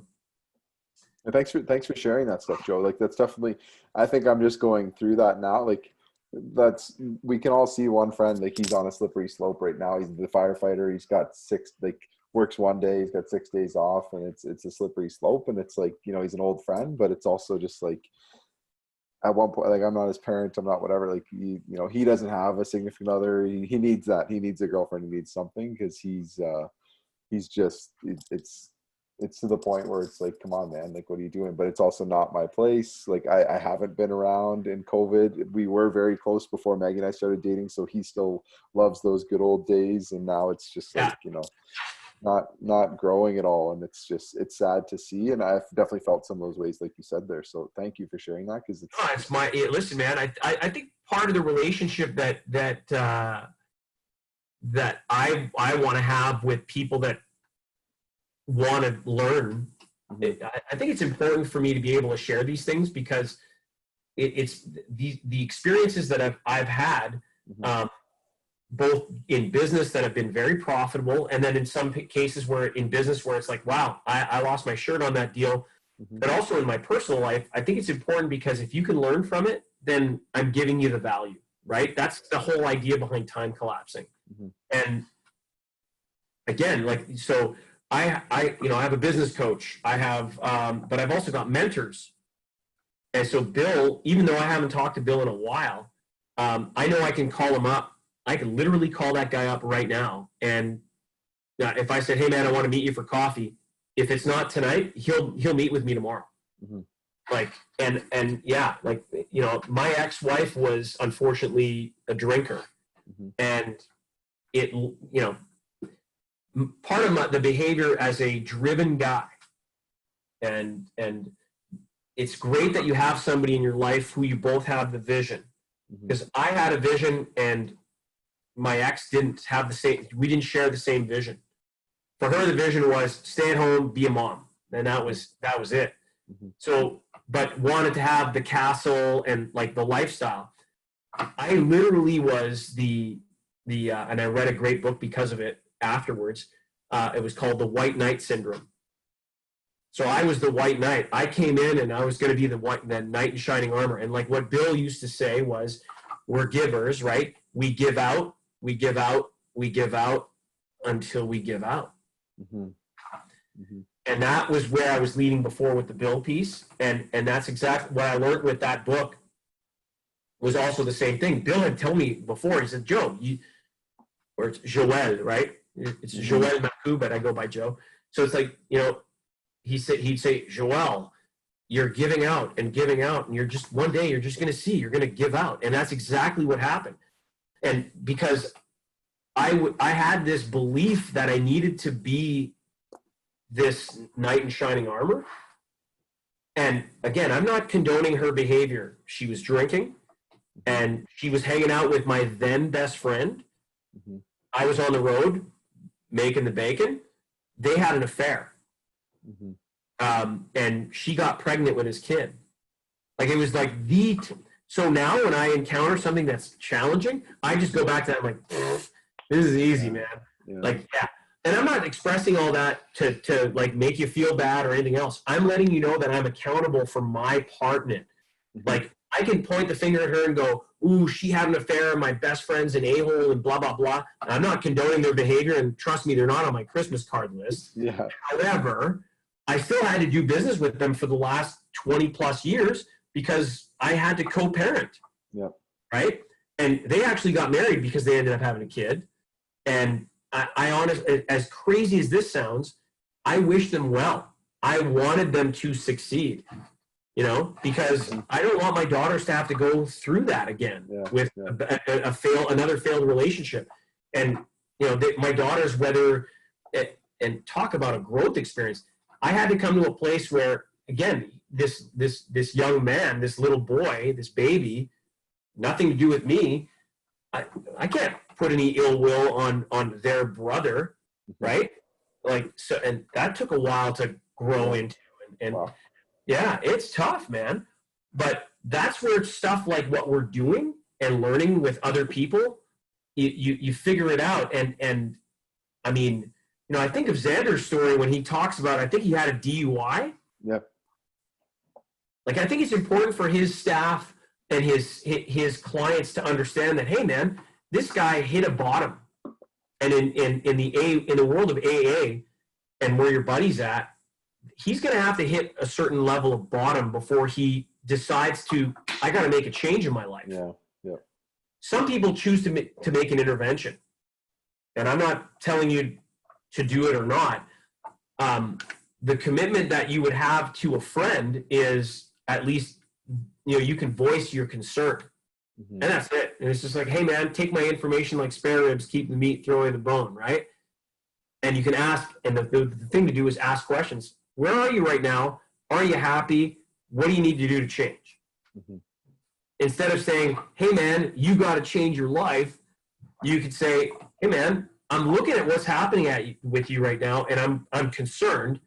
And then just say that. And then, are you happy with where you're at? And if you're not, what do you need to do to change things? And then leave it up to him. And so, and you don't have to carry that. Like, that's not what I'm suggesting that you do. And it's something that you can percolate on. Mm-hmm. Let's get back to this. Okay. This is why I'll end up doing more than the 4 calls. Sorry. I want to give you more than what you bargained for. So I'm looking at your customer avatar. They're online coaches, mostly women. They need to feel safe. They're roughly 33 years old. The busy mom thing is sticking out. So is the weight loss coach, health, stress. Mm-hmm. These are all things, by the way, that you can correlate in the way that you respond or you acknowledge when you're speaking with them. That's going to help you build rapport with them. I would ask them, and I'm not sure if this is appropriate to your script or not, but I would ask them, who's their customer? Get to know, like, I find that when you ask who's your customer and you get to understand how your coaching is going to help them, you'll be able to throw in words like this, because busy moms want to feel safe. You want to be able to tell them, who are telling their customer, hey, you know what, we're going to show you ways to be able to attract the right people where you're going to help them lose the weight, help them reduce stress. Like, we're going to show you how to do that in a safe manner where they're going to be attracted to you. You've pretty much, like, that's in the script. So basically one of the first questions you ask in what they call the prison is, who is that ideal client that you want to work with? And then in the delivery of the program, it is like Xander's going to teach you how to organically, attract those ideal clients that are committed to working with you. So you don't have to chase them. The word attract, mm-hmm. when you're speaking man to man, doesn't necessarily work as well. Mm-hmm. But when a man, and I'm generalizing, of course, using the word attract when it's a man speaking to a woman, mm-hmm. it's an NLP word, right? We're wired that way. Now, of course, there's going to be some women that are attracted to women and some men that are attracted to men. Mm-hmm. Overall, right? There's a time where you can use this word as well. It's important for us to know that they're afraid, they're hesitant, but they're hesitant because they're afraid mm-hmm. that the risk of losing money, because mm-hmm. they've done programs that didn't work, or they're just not in a position where they can make the dough. Mm-hmm. All right. We've got a little bit of time, so we're gonna go for it. Okay. We're gonna go. And again, hard stop if you need to cut off, Joe. It's all good. No sweat, man. No sweat. Shauna did try to call, but she's upstairs. Okay. And she's going on a phone call herself right now, so I don't know what's going on, but we're good.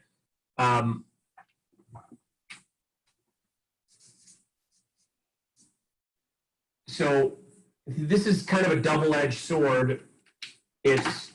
I want you to explain to me, in this case, because you're selling Xander. Yes.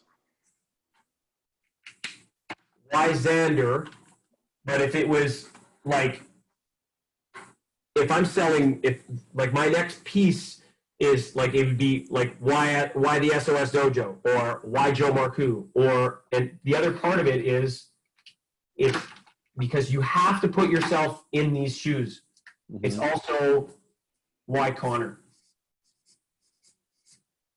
Remember something here, Connor. You are a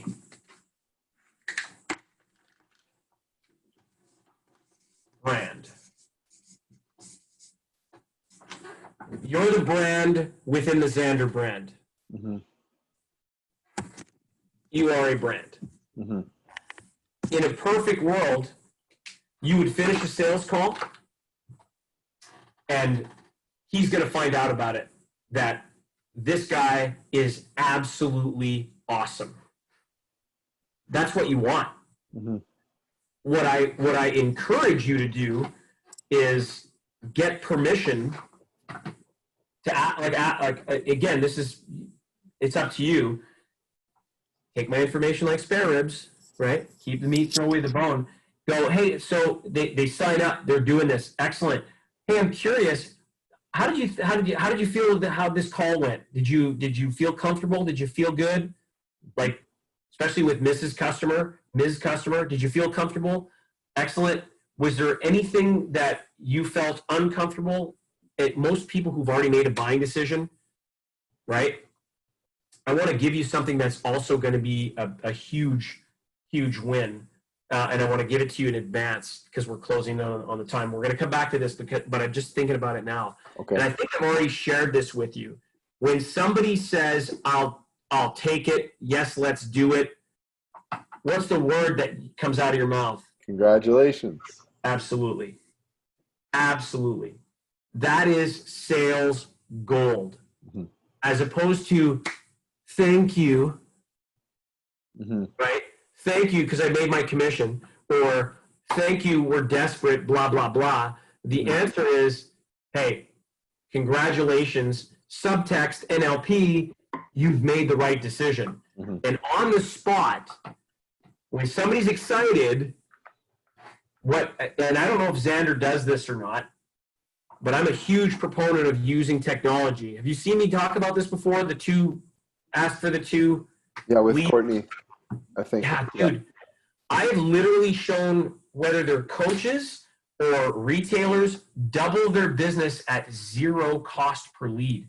So instead of saying, hey, Beth, congratulations for making this decision. Hey, can I get the commitment that you would give me the names of two people that I could call? Like, what, are you kidding? No, that's not going to work. But if it would be like, hey, Beth, what we'd like to do is in about 6 weeks, after we've got you some good wins under your belt, we'd like to do a video with you. And you probably know a couple of other coaches, don't you? Because most coaches know other coaches. And Beth would say, yeah, of course. Then here's what I'd like to do. I'd like your commitment right now that within 4 to 6 weeks, when we've got some wins under your belt, we can do a video together that we're going to send to you, directed to two people that you know that are coaches that could use our services. And for Xander, that becomes zero cost per lead, that you do a video, you could do it on like right here online, and you could tell Xander, I'm giving you this. It's fine by me. Like, if I'm helping Xander, great. Because I know that, like, I've got people that are in Xander's program that are in the dojo. So it's great, man. Like, I'm a big believer in the universe will provide. Yep. If Xander does this and he sends the video that he does on Screencastify, or a new one that I just started using, and it works a little bit longer. It's called Awesome Screenshot, and it's free. So you use Awesome Screenshot, and you can get the two boxes that I'm seeing right now of you and me, instead of just, because the recording only shows who's speaking. You actually get both of us speaking, or like all the boxes together, and it's fantastic. So then you can edit it, right? And what's outstanding is you take that video and you send it to Beth or whoever your coach is 4 to 6 weeks from now, and you say, Beth, and you do the video. Before you do the video, you go, hey, Beth, name 2 people, first names only, that you know that are coaches that they would get benefit from coming to work with us with Xander at high impact coaching. So she says, Joe and Courtney. Hey, Joe and Courtney, it's Connor or it's Xander, blah, blah, blah. And, Beth, how long have you been working with us? 6 weeks. And why did you start working with us? Because of blah, blah, blah, blah, blah. And literally it's off the cuff. And then what are some of the wins that you've had so far? Bang, bang, bang, bang, bang.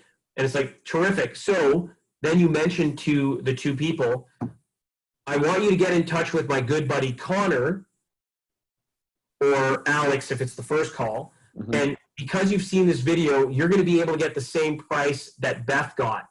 That's $3,000 off. All you got to do is just mention this video. We hope to see you soon. That's it. Beth sends it to her friends that are coaches. And they see this video and they get a text. They're going to open it because it's from their buddy Beth. Mm-hmm.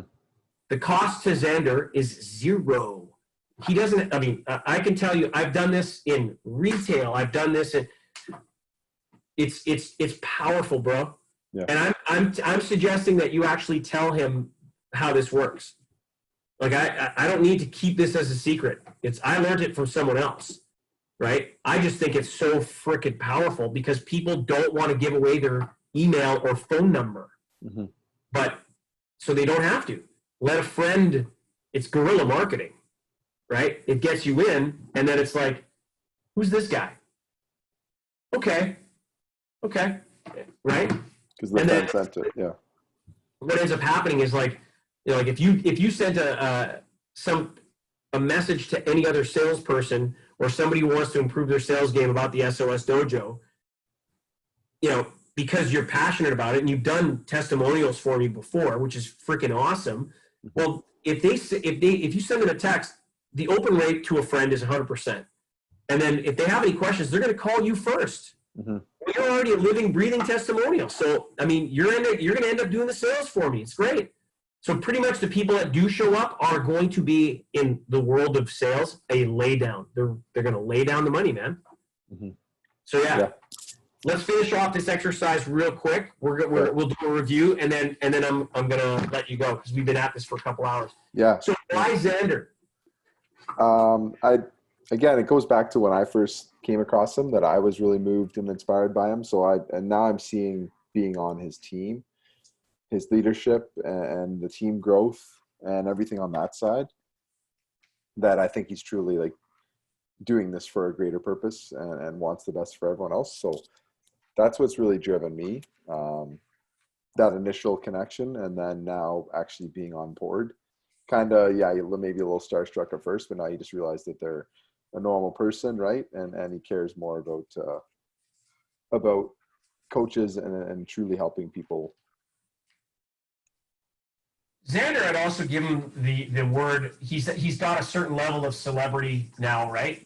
Mm-hmm. So he's got a celebrity status, which is nothing wrong with it. He made a reference in a video where it's like, hey, listen, if you're a fitness coach and if your name was Arnold Schwarzenegger, people would be banging down your door to take your program, as opposed to if you're Molly, who I don't know who you are, right? So this helps him because he's the coach of coaches. Yeah. Right. It's great. Why Connor? That's the fine line that I tread, because a lot of people have said, like when I'm speaking to them, that compared to other coach calls they've been on, like, I'm not as pushy and I'm more friendly and feels more trustworthy. But then that's my line where it's like, you can't be too friendly. You need to be that leader and ask the hard questions, or get into coach mode where it's like, how is this serving you? Like, if you don't make changes, then how are you gonna continue, instead of just being like, oh yeah, like sure, you can have some time to think about it. Like, no, I'm getting better on that. But that's kind of, I do have that good rapport. And one that I've used a lot, Joe, is you can trust me, I'm Canadian. Like they love the Canadian side, which is really funny. I think that actually helps a lot, because you talk to Americans, they trust you. You talk to people in Europe, wherever, you talk to fellow Canadians, they love it too. So That's actually helped a lot. All the Ontario people I've spoken to, I think I'm like, whether it's like 6 for 7 or 7 for 8, like, you know, only one, I think one didn't sign up, but otherwise the Ontario folks, they love it because they had no idea on that connection. That's great. That's great. But yeah, needing to get better at asking the hard questions and getting into that serious mode where it's like, well, if you're going to do this, you're going to do this today. So are you serious? Do you want to do this? Yes, no. Well, that indecision is what we don't want. Like just getting into that and pushing that rapport a little bit to help them make the decision that they need to make. So that comes back to, you know, why. They're coming. Actually, there's something that, you know, why are they coming to you? They're coming to buy. Right? Don't forget, they're coming to buy from you. Other than the folks that goes back to the dreamers, where you get to the end and it's like, you want to go over the investment in the program, and they're just clueless that they'd have to pay for this. Like, oh, I thought I could get started for free, or like there's that odd person, you know. Okay. That's part of the screening process, and that comes back to who's my customer avatar, right? And that's okay. You're going to be, you know, part of the job that we have as salespeople is we do have to shuck oysters. Yeah. Not every oyster is going to have a pearl. That's okay, right? The question then becomes, how do I set myself up where I'm farming, where I know that every oyster that I open has a pearl in it? Because you can set that up, right? It's a grain of sand that you can put in the oyster ahead of time where it will create a pearl. It's not just some miracle. Oh, there's a pearl. Like now they've been able to figure it out that they could put the grain of sand in ahead of time and the oyster will actually create the pearl. So you can do this. But why, as well as I mentioned it before, is, you know, you have to remember that you are the trusted advisor. You are in that authoritative position.